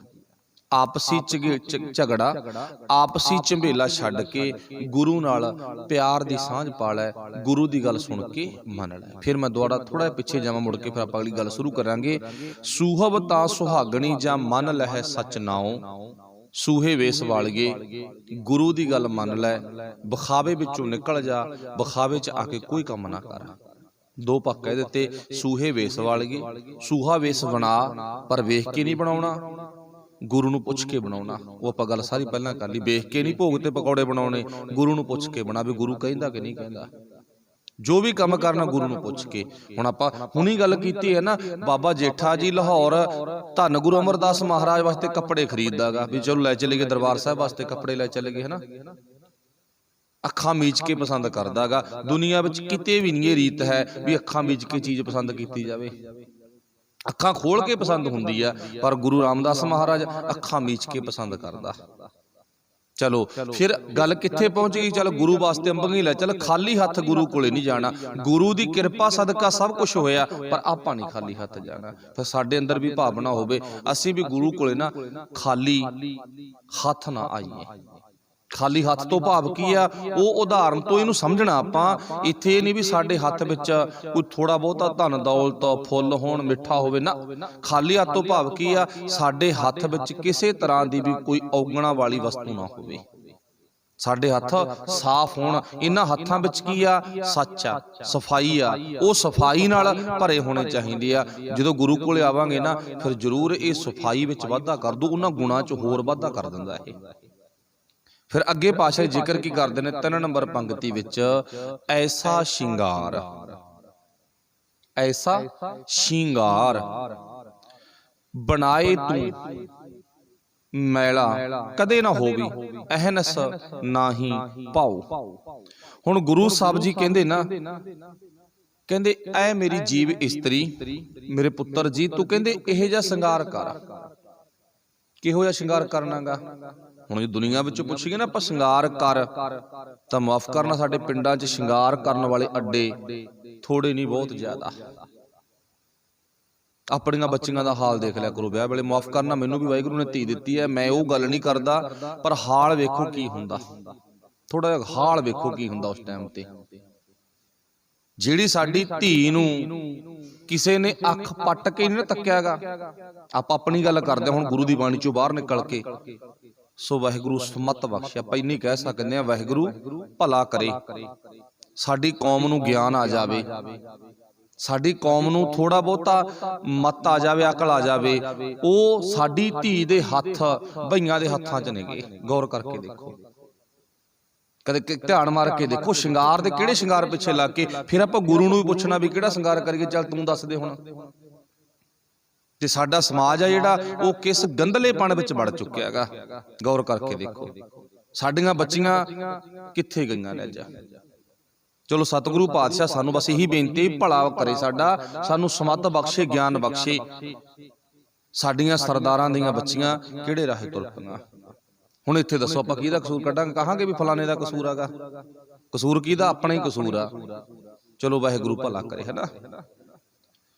ਹੁਣ ਸਤਿਗੁਰੂ ਪਾਤਸ਼ਾਹ ਜੀ ਕਹਿੰਦੇ ਐਸਾ ਸ਼ਿੰਗਾਰ ਬਣਾਏ ਤੂੰ। ਆਪਾਂ ਗੁਰੂ ਨੂੰ ਪੁੱਛੀਏ ਵੀ ਉਹ ਸ਼ਿੰਗਾਰ ਕਿਹੜਾ ਹੈਗਾ। ਤੇ ਇਹ ਸ਼ਿੰਗਾਰ ਜਿਹੜਾ ਦੁਨੀਆ ਕਰਦੀ ਆ, ਇਹ ਸਰੀਰ ਲਈ ਲਾਭਦਾਇਕ ਆ, ਹਾਨੀਦਾਇਕ ਆ? ਗੁਰੂ ਸਾਹਿਬ ਕਹਿੰਦੇ ਵੀ ਦੇਖੋ, ਜਿੱਥੇ ਤੱਕ ਮੇਰੀ ਵਿਚਾਰ ਆ ਪੁੱਤੇ, ਹਾਨੀਕਾਰਕ ਹੀ ਆ, ਲਾਭਦਾਇਕ ਨਹੀਂ ਹੈ। ਇਹ ਦੁਨੀਆ ਦੇ ਸ਼ਿੰਗਾਰ ਪਿੱਛੇ ਮੌਤ ਹੋ ਸਕਦੀ ਆ, ਹੁੰਦੀ ਆ, ਕੋਈ ਸ਼ੱਕ ਨਹੀਂ ਇਹਦੇ 'ਚ। ਦੁਨੀਆ ਦੇ ਸ਼ਿੰਗਾਰ ਪਿੱਛੇ ਬਹੁਤ ਵੱਡੀਆਂ ਵੱਡੀਆਂ ਬਿਮਾਰੀਆਂ ਨੇ, ਹੈਗੀਆਂ ਨੇ, ਪੁੱਛ ਲਓ ਡਾਕਟਰਾਂ ਨੂੰ। ਦੁਨੀਆ ਦੇ ਸ਼ਿੰਗਾਰ ਪਿੱਛੇ ਨਾ ਲੜਾਈਆਂ ਨੇ, ਹੈਗੀਆਂ ਨੇ, ਕੋਈ ਸ਼ੱਕ ਨਹੀਂ। ਸਟੇਜਾਂ ਤੇ ਸ਼ਿੰਗਾਰ ਵਾਲੀਆਂ ਧੀਆਂ ਨੱਚਦੀਆਂ, ਲੜਾਈਆਂ ਹੋ ਜਾਂਦੀਆਂ ਨੇ। ਗੌਰ ਕਰਕੇ ਦੇਖੋ, ਆਪਣੀ ਗੱਲ ਵੀ ਗੁਰੂ ਨੂੰ ਪੁੱਛ ਕੇ ਕਰਨੀ ਆਪਾਂ। ਜੋ ਗੁਰੂ ਕਹਿ ਰਿਹਾ, ਇਹਦੇ ਪਿੱਛੇ ਮੌਤ ਆ, ਇਹਦੇ ਪਿੱਛੇ ਬਿਮਾਰੀਆਂ ਨੇ, ਇਸੇ ਸ਼ਿੰਗਾਰ ਪਿੱਛੇ ਲੜਾਈਆਂ ਨੇ, ਇਸੇ ਸ਼ਿੰਗਾਰ ਕਰਕੇ ਪਰਿਵਾਰਾਂ ਵਿੱਚ ਆਪਸੀ ਪਿਆਰ ਖਤਮ ਹੋ ਗਿਆ, ਇਸੇ ਸ਼ਿੰਗਾਰ ਕਰਕੇ। ਚਲੋ ਇੱਕ ਨਹੀਂ, ਹੋਰ ਬੜੇ ਕਾਰਨ ਨੇ। ਹੁਣ ਆਪਾਂ ਗੁਰੂ ਅੱਗੇ ਹੱਥ ਬੰਨ੍ਹ ਲਓ ਸਾਰੇ ਜਣੀ ਵੀ ਸੱਚੇ ਪਾਤਸ਼ਾਹ ਤੂੰ ਦੱਸ, ਮੈਂ ਤਾਂ ਗੱਲ ਸੁਣ ਕੇ ਮੰਨੂ ਤੇਰੀ, ਮੇਰਾ ਤਾਂ ਚਿੱਤ ਮੰਨਦਾ, ਮੰਨੂ, ਮੈਂ ਤਾਂ ਕੋਸ਼ਿਸ਼ ਕਰੂੰਗਾ ਨਾ 100%। ਇੱਥੇ ਅਦਬ ਵਿਚਾਲਾ ਜਾਂ ਨਹੀਂ ਕਰਨਾ ਵੀ ਚੱਲ ਦੇਖਾਂਗੇ, ਸੋਚਾਂਗੇ, ਪੁੱਛਾਂਗੇ, ਰਾਏ ਕਰਕੇ ਦੱਸਾਂਗੇ ਨਾ। ਮੈਂ ਤਾਂ ਫੈਸਲਾ ਕਰ ਲਿਆ, ਮੰਨੂ, ਕੋਈ ਮੰਨੇ ਭਾਵੇਂ ਨਾ ਮੰਨੇ। ਹੁਣ ਗੁਰੂ ਕੀ ਕਹਿੰਦਾ? ਐਸਾ ਸ਼ਿੰਗਾਰ ਬਣਾਏ ਤੂੰ। ਕਿਹੋ ਜਿਹਾ? ਨੰਬਰ 1 ਤੇ ਜਿਹੜਾ ਸ਼ਿੰਗਾਰ ਤੈਂ ਕੀਤਾ ਨਾ, ਪੁੱਤ ਚਾਹੇ ਪੋਤਾ ਚਾਹੇ ਧੀ ਆ, ਇਹ ਮੈਲਾ ਬਹੁਤ ਹੁੰਦਾ। ਹੁਣ ਖੁਸ਼ਬੂ ਆਉਂਦੀ, ਅੱਧੇ ਘੰਟੇ ਬਾਅਦ ਬਦਬੂ ਆਊ ਇਸੇ ਸ਼ਿੰਗਾਰ ਚੋਂ। ਨੰਬਰ 2 ਤੇ ਇਹ ਮੈਲਾ ਹੋ ਗਿਆ, ਥੋੜੇ ਟਾਈਮ ਬਾਅਦ ਮੁੜਕਾ ਮਿਕਸ ਹੋ ਕੇ ਵਿੱਚ ਮੈਲਾ ਹੋ ਗਿਆ, ਲਿਪ ਪੋਚ ਖਤਮ ਹੋ ਗਈ। ਚਲੋ ਦੂਜੇ ਨੰਬਰ ਤੇ ਇਹ ਮੈਲਾ ਹੁੰਦਾਗਾ, ਇਹਦੀਆਂ ਹੋਰ ਕਿੰਨੇ ਕਾਰਨ ਜਿਹੜੇ ਆਪਾਂ ਗੁਰੂ ਸਾਹਿਬ ਤੋਂ ਪੁੱਛ ਲਏ ਵੀ ਲੜਾਈਆਂ, ਬਿਮਾਰੀਆਂ, ਆਪਸੀ ਪਿਆਰ ਅਥਵਾ ਕੇ ਖਤਮ ਕਰ ਦਿੰਦਾਗਾ। ਉਹ ਵੀ ਮੈਲੇਪਣ ਦੀਆਂ ਨਿਸ਼ਾਨੀਆਂ ਨੇ। ਪਰ ਜਿਹੜਾ ਗੁਰੂ ਸ਼ਿੰਗਾਰ ਕਰਨ ਦੇ ਲਈ ਕਹਿੰਦਾ ਨਾ, ਇਹ ਕਦੇ ਮੈਲਾ ਨਹੀਂ ਹੁੰਦਾ। ਉਹ ਸ਼ਿੰਗਾਰ ਕਾਹਦਾ? ਗੁਣਾਂ ਦਾ। ਖਿਮਾ ਸ਼ਿੰਗਾਰ ਕਰੋ ਮਨ ਮੇਰੇ, ਖਿਮਾ ਗੁਣਾਂ ਦਾ ਸ਼ਿੰਗਾਰ ਕਰ। ਗੁਣਾਂ ਦਾ ਸ਼ਿੰਗਾਰ ਕਰੇਗਾ ਨਾ, ਜ਼ਿੰਦਗੀ 'ਚ ਗੁਣ ਕਦੇ ਵੀ ਮੈਲੇ ਨਹੀਂ ਹੁੰਦੇ। ਗੁਣ ਸਾਫ਼ ਨੇ ਤੇ ਸਾਫ਼ ਹੀ ਰਹਿਣਗੇ। ਗੁਣ ਇੱਜ਼ਤ ਵਾਲੇ ਨੇ, ਤੇਰੀ ਇੱਜ਼ਤ ਵੀ ਵਧਾਉਣਗੇ। ਉਦਾਹਰਨ ਆ ਨਾ, ਸੇਬ ਖਾਧੇ ਨੇ, ਸਰੀਰ ਨੂੰ ਤਾਕਤ ਮਿਲਣੀ ਆ। ਜੇ ਸੇਬ ਖਾਧੇ ਨੇ, ਜੇ ਗੰਦਮੰਦ ਖਾਧਾਗਾ, ਫਿਰ ਤਾਕਤ ਕੋਈ ਨਹੀਂ, ਫਿਰ ਤਾਂ ਉਲਟਾ ਤਾਕਤ ਖਤਮ ਹੋ ਸਕਦੀ ਆ। ਭਾਵ ਜੇ ਗੁਣਾਂ ਦਾ ਸ਼ਿੰਗਾਰ ਕੀਤਾ ਨਾ, ਉਹ ਗੁਣਾਂ ਦੇ ਸ਼ਿੰਗਾਰ ਨੇ ਜ਼ਿੰਦਗੀ ਵਿੱਚ ਸ਼ੁਭ ਗੁਣਾਂ ਦਾ ਹੋਰ ਵੀ ਵਾਧਾ ਕਰਨਾ, ਘਾਟਾ ਨਹੀਂ ਗਾ ਉਹਨਾਂ 'ਚ ਵਾਧਾ, ਇਧਰਲੇ 'ਚ ਘਾਟਾ ਗਾ। ਇੱਕ ਛੋਟੀ ਸਾਖੀ ਲੈ ਲਓ, ਮੌਕੇ ਤੇ ਚੇਤੇ ਆ ਗਈ। ਧੰਨ ਗੁਰੂ ਹਰਗੋਬਿੰਦ ਸਾਹਿਬ ਮਹਾਰਾਜ ਨਾ ਦਿੱਲੀ ਨਿਸ਼ਾਤ ਬਾਗ ਦੇ ਵਿੱਚ ਬੈਠੇ ਨੇਗੇ, ਤੇ ਆਪਾਂ ਨੂੰ ਪਤਾ ਜਹਾਂਗੀਰ ਦਾ ਕਾਫੀ ਲੰਮਾ ਵਕਤ ਸੀ ਜਿਹੜਾ ਉਹ ਗੁਰੂ ਹਰਗੋਬਿੰਦ ਸਾਹਿਬ ਮਹਾਰਾਜ ਜੀ ਦੇ ਨਾਲ ਨਾਲ ਰਹੇ। ਆਪਸ ਵਿੱਚ ਥੋੜੀ ਜਿਹੀ ਦੂਰੀ ਹੁੰਦੀ ਸੀਗੀ ਤੇ ਹੁੰਦੇ ਸਨ ਕੋਲੋਂ ਕੋਲੀ। ਇੱਕ ਦਿਨ ਨਾ ਜਹਾਂਗੀਰ ਦੇ ਘਰ ਵਾਲੀ ਕਹਿੰਦੀ ਭਲਾ ਮੇਰੀ ਗੱਲ ਸੁਣ, ਤੂੰ ਵੀ ਦੁਨੀਆ ਦਾ ਬਾਦਸ਼ਾਹ ਗਾ, ਤੇ ਗੁਰੂ ਹਰਗੋਬਿੰਦ ਸਾਹਿਬ ਨੂੰ ਵੀ ਲੋਕ ਪਾਤਸ਼ਾਹ ਕਹਿੰਦੇ ਨੇ। ਉਹਦੇ ਕੋਲੇ ਕਿੰਨੇ ਲੋਕ ਆਉਂਦੇ ਨੇ ਰੋਜ਼, ਗਰੀਬ ਵੀ ਆਉਂਦੇ ਨੇ, ਅਮੀਰ ਵੀ ਆਉਂਦੇ ਨੇ, ਆਪਣੇ ਕੋਲ ਦੀ ਲੰਘਦੇ ਨੇ ਸਾਰੇ। ਤੇਰੇ ਕੋਲੇ ਕੋਈ ਨਹੀਂ ਆਉਂਦਾ। ਮੈਨੂੰ ਤਾਂ ਇੰਜ ਲੱਗਦਾ ਜਿਹੜਾ ਤੇਰੇ ਕੋਲੇ ਕੱਦਾ ਆਉਂਦਾ ਨਾ, ਮਜਬੂਰ ਜਿਹਾ ਹੋਈ ਆਉਂਦਾ, ਖੁਸ਼ੀ ਨਾਲ ਤੇਰੇ ਕੋਲੇ ਕੋਈ ਨਹੀਂ ਆਉਂਦਾ। ਇਹਨੂੰ ਨਕਸ਼ੇ ਨੂੰ ਨਾ ਹੈ ਸਾਖੀ, ਇਹਨੂੰ ਨਕਸ਼ੇ ਨੂੰ ਆਪਾਂ ਆਪਣੇ ਦਿਮਾਗ 'ਚ ਬਣਾਈ ਚੱਲਿਓ। ਜਹਾਂਗੀਰ ਦਾ ਡੇਰਾ ਆਪਣੇ ਪਾਸੇ ਹੈ ਕਿਤੇ ਕੋਈ ਹੋਊਗਾ, ਨਿਗਾਹ ਮਾਰ ਲਿਓ। ਚਲ ਮੈਂ ਨਾਂ ਨਹੀਂ ਲੈਂਦਾਗਾ। ਇੱਕ ਛੇਵੇਂ ਪਾਤਸ਼ਾਹ ਦਾ ਡੇਰਾ ਜਿੱਥੇ ਆਪਾਂ ਬੈਠੇ ਆ, ਕਿੰਨੇ ਆਉਂਦੇ ਨੇ, ਤੜਕੇ 3:30 ਵਜੇ ਲੱਗ ਜਾਂਦੇ ਆਉਣ, ਆਈ ਜਾਂਦੇ ਆ, ਮੁੜੀ ਜਾਂਦੇ ਆ, ਦਿਨੇ ਵੀ ਮੁੜੀ ਜਾਂਦੇ ਆ, ਆਥਣ ਤੱਕ ਮੁੜੀ ਜਾਂਦੇ ਨੇ। ਹੁਣ ਜਹਾਂਗੀਰ ਦੇ ਘਰ ਵਾਲੀ ਮੰਨ ਲਓ ਇੱਧਰ ਸਾਈਡ ਤੇ ਬੈਠੀ ਹੈ ਕਿਤੇ, ਉਹ ਵੀ ਪੁੱਛਦੀ ਆ ਇੱਥੇ ਬਾਹਲੇ ਆਉਂਦੇ, ਤੇਰੇ ਕੋਲੇ ਕੋਈ ਆਉਂਦਾ ਨਹੀਂ, ਤੇਰੇ ਕੋਲੇ ਕੋਈ ਨਹੀਂ ਆਉਂਦਾ।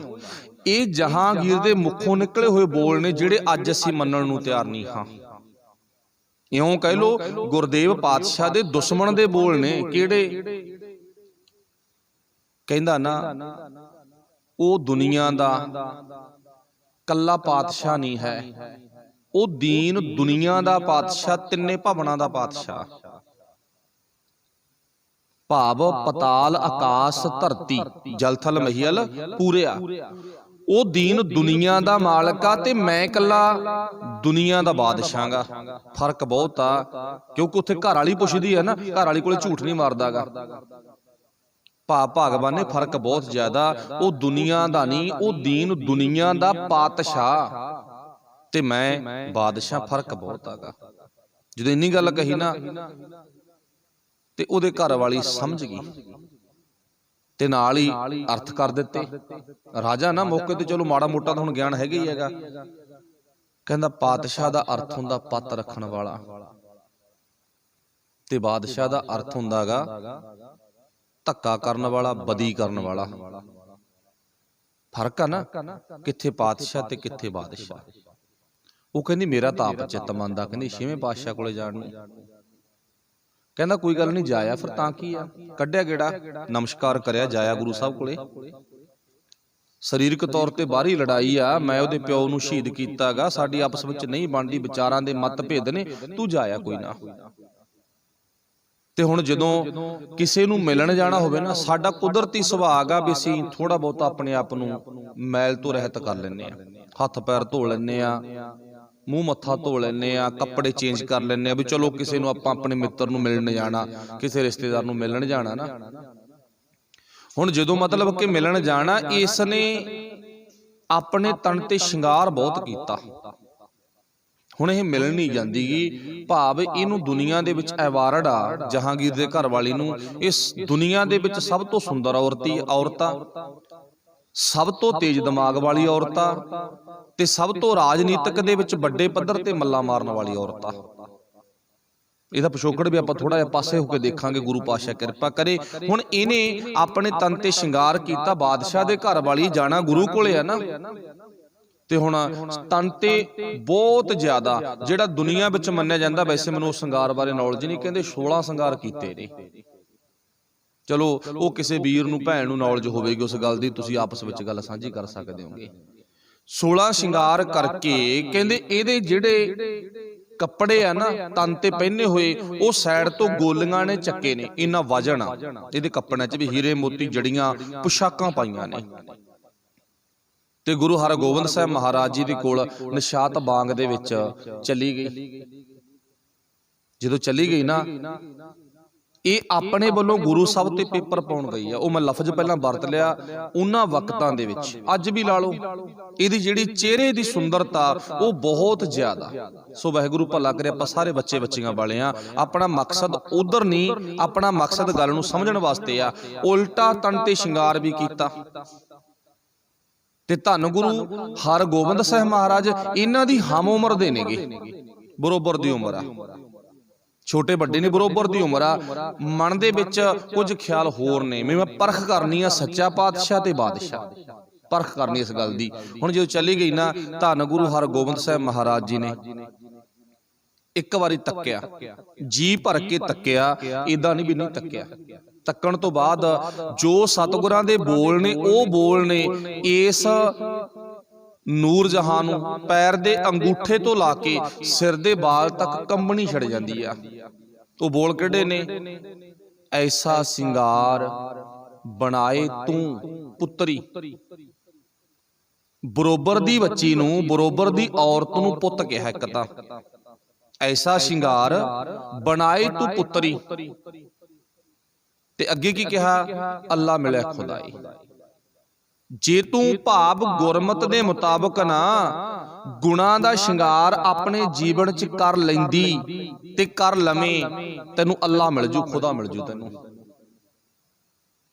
ਜਦੋਂ ਗਈ ਆ ਨਾ, ਹੁਣ ਗਈ ਆ ਰਾਜੇ ਦੇ ਘਰ ਵਾਲੀ ਆ, ਰਾਣੀ ਬਣ ਕੇ ਗਈ ਆ, ਤਨ ਨੂੰ ਸ਼ਿੰਗਾਰ ਕੇ ਗਈ ਆ, ਪਰ ਚੇਤਾ ਰੱਖਿਓ ਅੰਗੂਠੇ ਤੋਂ ਲਾ ਕੇ ਸਿਰ ਦੇ ਵਾਲ ਤੱਕ ਕੰਬਣੀ ਛਿੜ ਗਈ ਤੇ ਆਪਣਾ ਸਿਰ ਗੁਰੂ ਹਰਗੋਬਿੰਦ ਸਾਹਿਬ ਮਹਾਰਾਜ ਦੇ ਪੈਰਾਂ ਵਿੱਚ ਰੱਖ ਦਿੱਤਾ।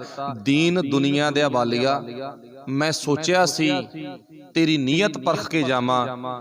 ਮੇਰੇ ਅੰਦਰ ਕਈ ਦਿਨਾਂ ਦੇ ਸਵਾਲ ਸੀ, ਤੈਨੂੰ ਪਰਖ ਕੇ ਜਾਵਾਂ ਵੀ ਤੇਰਾ ਜੀਵਨ ਕਿਹੋ ਜਿਹਾ, ਪਰ ਮੈਨੂੰ ਅੱਜ ਪਤਾ ਲੱਗ ਗਿਆ ਸੱਚਮੁੱਚੀ ਤੂੰ ਆਮ ਪਾਤਸ਼ਾਹ ਨਹੀਂ, ਤੂੰ ਸੱਚਮੁੱਚ ਹੀ ਸੱਚਾ ਪਾਤਸ਼ਾਹ ਗਾ, ਸੱਚਮੁੱਚ ਹੀ ਸੱਚਾ ਪਾਤਸ਼ਾਹ। ਤੇ ਅੱਖਾਂ ਦੇ ਵਿੱਚੋਂ ਪਾਣੀ ਵਹਿ ਤੁਰਿਆ, ਅੱਖਾਂ ਦੇ ਵਿੱਚੋਂ ਪਾਣੀ ਵਹਿ ਤੁਰਿਆ ਨਾ। ਹੁਣ ਕਿਉਂ ਵਹਿਆ ਪਾਣੀ, ਕਿਉਂ ਵਹਿਆ ਪਾਣੀ, ਉਹ ਗੱਲ ਆਪਾਂ ਪਹਿਲਾਂ ਕੀਤੀ ਆ। ਹੁਣ ਗੱਲ ਨੂੰ ਪਿੱਛੇ ਲੈ ਜਾਓ, ਕਿਉਂਕਿ ਜਿੰਨੀ ਵਿਚਾਰ ਹੁੰਦੀ ਨਾ, ਵਿਚਾਰ ਦੇ ਆਸੇ ਪਾਸੇ ਆਪਾਂ ਰਹਿਣਾ ਹੁੰਦਾਗਾ। ਹੁਣ ਪਹਿਲਾਂ ਆਪਾਂ ਗੱਲ ਕੀਤੀ ਸੀ ਬਾਹਰੀ ਤਨ ਤੇ ਸ਼ਿੰਗਾਰ ਸਾਡੀ ਮੌਤ ਦਾ ਕਾਰਨ ਬਣ ਸਕਦਾ, ਬਾਹਰੀ ਤਨ ਤੇ ਸ਼ਿੰਗਾਰ ਸਾਡੀ ਬਿਮਾਰੀ ਦਾ ਕਾਰਨ ਬਣ ਸਕਦਾ, ਬਾਹਰੀ ਤਨ ਤੇ ਸ਼ਿੰਗਾਰ ਸਾਡੇ ਜੀਵਨ ਵਿੱਚ ਹੋਰ ਵੀ ਬੁਰਾਈਆਂ ਖੱਟ ਸਕਦਾਗਾ। ਪਰ ਇਹ ਬੱਚੀ ਬਹੁਤ ਸੁੰਦਰ ਆ, ਇਹਦੇ ਤਨ ਤੇ ਸ਼ਿੰਗਾਰ ਵੀ ਕੀਤਾ ਹੋਇਆ। ਇੱਕ ਦਿਨ ਉਹ ਸੀ ਜਿਸ ਦਿਨ ਇਹਦੇ ਘਰ ਵਾਲਾ, ਹੁਣ ਇਹਦਾ ਪਿਛੋਕੜ ਸੁਣ ਲਓ, ਇੱਥੋਂ ਤੱਕ ਤਾਂ ਆਪਾਂ ਗੱਲ ਕਲੀਅਰ ਕਰ ਲਈ, ਮੰਨ ਗਈ ਵੀ ਤੈਨੂੰ ਵਾਕਈ ਸੱਚੇ ਪਾਤਸ਼ਾਹ ਦਾ ਰੁਤਬਾ ਜੇ ਮਿਲਿਆ ਨਾ, ਤੂੰ ਹੈ, ਇਹਦੇ ਵਿੱਚ ਕੋਈ ਸ਼ੱਕ ਨਹੀਂ ਹੈ। ਹੁਣ ਇਹ ਗੱਲ ਸਰਸੇ ਵਾਲੇ ਕੋਲੇ ਥੋੜੀ ਜਾ ਕੇ ਕਹੀ ਜਾ ਸਕਦੀ ਹੈ ਵੀ ਤੈਨੂੰ ਜੇ ਲੋਕ ਆਹ ਕਹਿੰਦੇ ਨੇ ਤੇ ਮੈਂ ਸੱਚਮੁੱਚ ਮੰਨਦੀ ਹਾਂ। ਨਾ ਨਾ ਨਾ, ਉੱਥੇ ਨਹੀਂ। ਇਹ ਕ੍ਰਿਸ਼ਨ ਕੋਲੇ, ਅੱਛਾ ਤੁਹਾਡੇ ਪਿੰਡ ਵਿੱਚ ਵੀ ਕ੍ਰਿਸ਼ਨ ਦੀਆਂ ਮੂਰਤਾਂ ਲੱਗੀਆਂ ਪਈਆਂ, ਤੁਸੀਂ ਬਹੁਤ ਜਾਣਦੇ ਹੋ, ਮੈਨੂੰ ਪਤਾ, ਜਾਣੇ ਨਾ, ਆਪਾਂ ਸਾਰੇ ਜਾਣੇ ਹੈਗੇ। ਚਲੋ ਕੋਈ ਸਿਆਣੀ ਭੈਣ ਸਿਆਣਾ ਵੀਰੋ ਜਿਹੜਾ ਨਹੀਂ ਜਾਂਦਾ ਹੋਵੇਗਾ, ਨਹੀਂ ਸਾਡਾ ਸਾਰਿਆਂ ਦਾ ਜਾ ਕੇ ਉੱਥੇ ਮੂਰਤ ਅੱਗੇ ਸਿਰ ਝੁਕਦਾ। ਪਰ ਉਹਨਾਂ ਕ੍ਰਿਸ਼ਨ ਵਰਗਿਆਂ ਦਾ ਛੇਵੇਂ ਪਾਤਸ਼ਾਹ ਨਾਲ ਜੀਵਨ ਮਿਲਾ ਕੇ ਦੇਖ ਲਓ ਇੱਕ ਵਾਰੀ, ਜ਼ਰੂਰ ਵੇਖੋ। ਗਲਾਜਤ ਫੇਰ ਹੈਗੀ, ਕੰਪੈਰੀਜ਼ਨ ਕਰਕੇ ਵੇਖੋ ਵੀ ਉਹ ਕੀ ਨੇ, ਮੇਰਾ ਗੁਰੂ ਕੀ ਹੈਗਾ। ਇੱਥੇ ਗੱਲ ਦੀ ਲੱਜਤ ਆਉਂਦੀ ਹੈਗੀ। ਚਲੋ ਕਹਿਣ ਤੋਂ ਭਾਵ ਇੱਥੇ ਤਾਂ ਭਾਵ ਸਾਡੇ ਸਮਾਜ ਦੇ ਵਿੱਚ ਬਾਬੇ ਨੇ ਜਿਹੜੇ, ਉਹ ਬਹੁਤ ਜ਼ਿਆਦਾ ਗੰਦੇ ਜੀਵਨ ਵਾਲੇ ਨੇ, ਪਰ ਮੇਰੇ ਗੁਰੂ ਦਾ ਜੀਵਨ ਵੇਖੋ। ਹੁਣ ਬਿਮਾਰੀ ਦਾ ਕਾਰਨ, ਮੌਤ ਦਾ ਕਾਰਨ ਕਿਵੇਂ ਬਣਿਆ? ਇਹਦਾ ਪਿਛੋਕੜ ਨੂਰ ਜਹਾਂ ਦਾ। ਇਹਦਾ ਪਿਛੋਕੜ ਕੀ ਆ? ਇਹਦੇ ਘਰ ਵਾਲੇ ਦਾ ਨਾਂ ਗਾ ਸ਼ੇਰ ਅਬਦੁਲ ਖਾਂ। ਇਹ ਜਹਾਂਗੀਰ ਦਾ ਨੌਕਰ ਸੀ, ਨੌਕਰ ਵੀ ਸੀ, ਜਹਾਂਗੀਰ ਦਾ ਦੋਸਤ ਵੀ ਸੀ। ਮੰਨ ਲਓ ਵੀ ਮੇਨ ਨੌਕਰ ਸੀ ਤਾਂ ਉਹ ਦੋਸਤੀ ਸੀ। ਹੁਣ ਜਦੋਂ ਸ਼ੇਰ ਅਬਦੁਲ ਖਾਂ ਦਾ ਵਿਆਹ ਹੋਇਆ ਨਾ ਨੂਰ ਜਹਾਂ ਦੇ ਨਾਲ, ਤੇ ਜਦੋਂ ਵਿਆਹ ਹੋਇਆਗਾ ਤੇ ਇਹਨੇ ਵਿਆਹ ਤੋਂ ਬਾਅਦ ਪਾਰਟੀ ਕੀਤੀ, ਰੋਟੀ ਕੀਤੀ।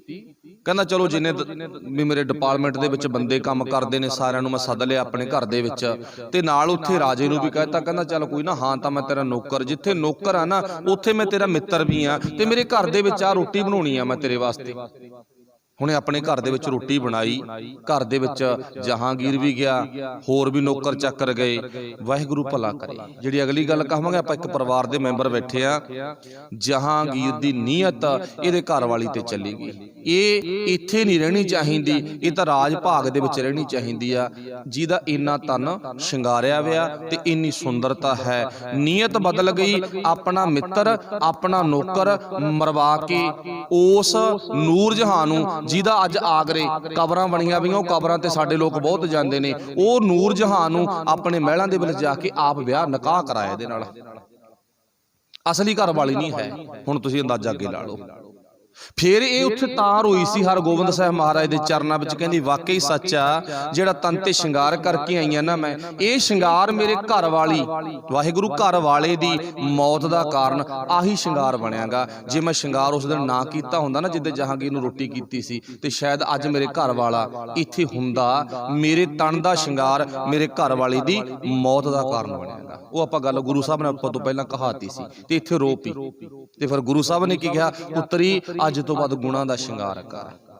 ਵਾਪਸ ਆ ਗਈ, ਬੜਾ ਅਫਸੋਸ ਵਿੱਚ ਜੀਵਨ ਗੁਜ਼ਰਿਆ, ਤੇ ਨਾਲ ਆਪਣੇ ਆਪ ਨੂੰ ਤੇ ਇਸ ਬਨੌਟੀ ਘਰ ਵਾਲੇ ਨੂੰ ਲਾਹਣਤਾਂ ਵੀ ਪਾਉਂਦੀ ਰਹੀ ਆ ਵੀ ਮੇਰਾ ਜੀਵਨ ਤੈਂ ਬਰਬਾਦ ਕੀਤਾ ਗਾ। ਮੈਨੂੰ ਜੋ ਸੁੱਖ ਮੇਰੇ ਘਰ ਵਾਲੇ ਕੋਲੇ ਮਿਲਣਾ ਸੀ ਨਾ, ਮੇਰੇ ਪਰਿਵਾਰ ਵਿੱਚ ਮਿਲਣਾ ਸੀ, ਉਹ ਤੇਰੇ ਮਹਿਲਾਂ ਚੋਂ ਨਹੀਂ। ਸ਼ਾਇਦ ਜੇ ਮੇਰੇ ਘਰ ਵਾਲਾ ਹੁੰਦਾ ਨਾ, ਤੇ ਮੈਂ ਸੱਚਮੁੱਚ ਗੁਰੂ ਹਰਗੋਬਿੰਦ ਸਾਹਿਬ ਮਹਾਰਾਜ ਦੀ ਸਿੱਖਣੀ ਹੁੰਦੀ। ਮੈਨੂੰ ਮਾਣ ਸੀ ਇਸ ਗੱਲ ਤੇ, ਮੈਨੂੰ ਤੇਰੇ ਘਰ ਵਾਲੀ ਹੋਣ ਤੇ ਮਾਣ ਨਹੀਂ, ਮੈਨੂੰ ਗੁਰੂ ਹਰਗੋਬਿੰਦ ਸਾਹਿਬ ਮਹਾਰਾਜ ਦੀ ਸਿੱਖਣੀ ਹੋਣ ਤੇ ਮਾਣ ਆ। ਇਹ ਇੱਕ ਮੁਸਲਮਾਨ ਔਰਤ ਦੇ ਬੋਲ ਨੇਗੇ।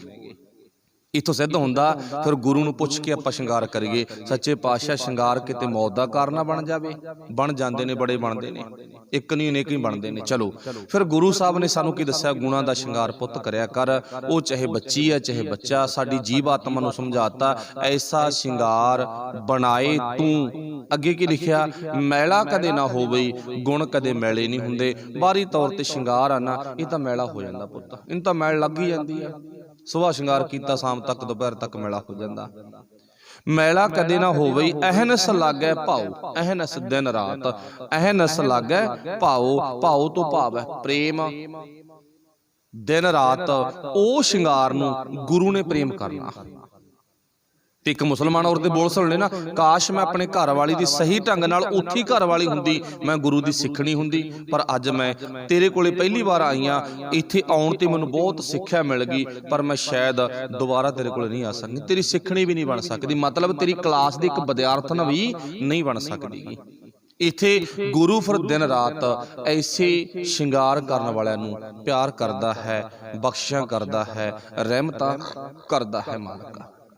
ਨਾਨਕ ਸੁਹਾਗਣ ਕਾ ਕਿਆ ਚਿਹਨ ਹੈ, ਨਾਨਕ ਕਹਿ ਰਿਹਾ ਹੈ ਸੁਹਾਗਣ ਕਾ ਕਿਆ ਚਿਹਨ ਹੈ, ਉਹਨਾਂ ਦਾ ਕਿਹੋ ਜਿਹਾ ਜੀਵਨ ਹੁੰਦਾ ਹੈਗਾ।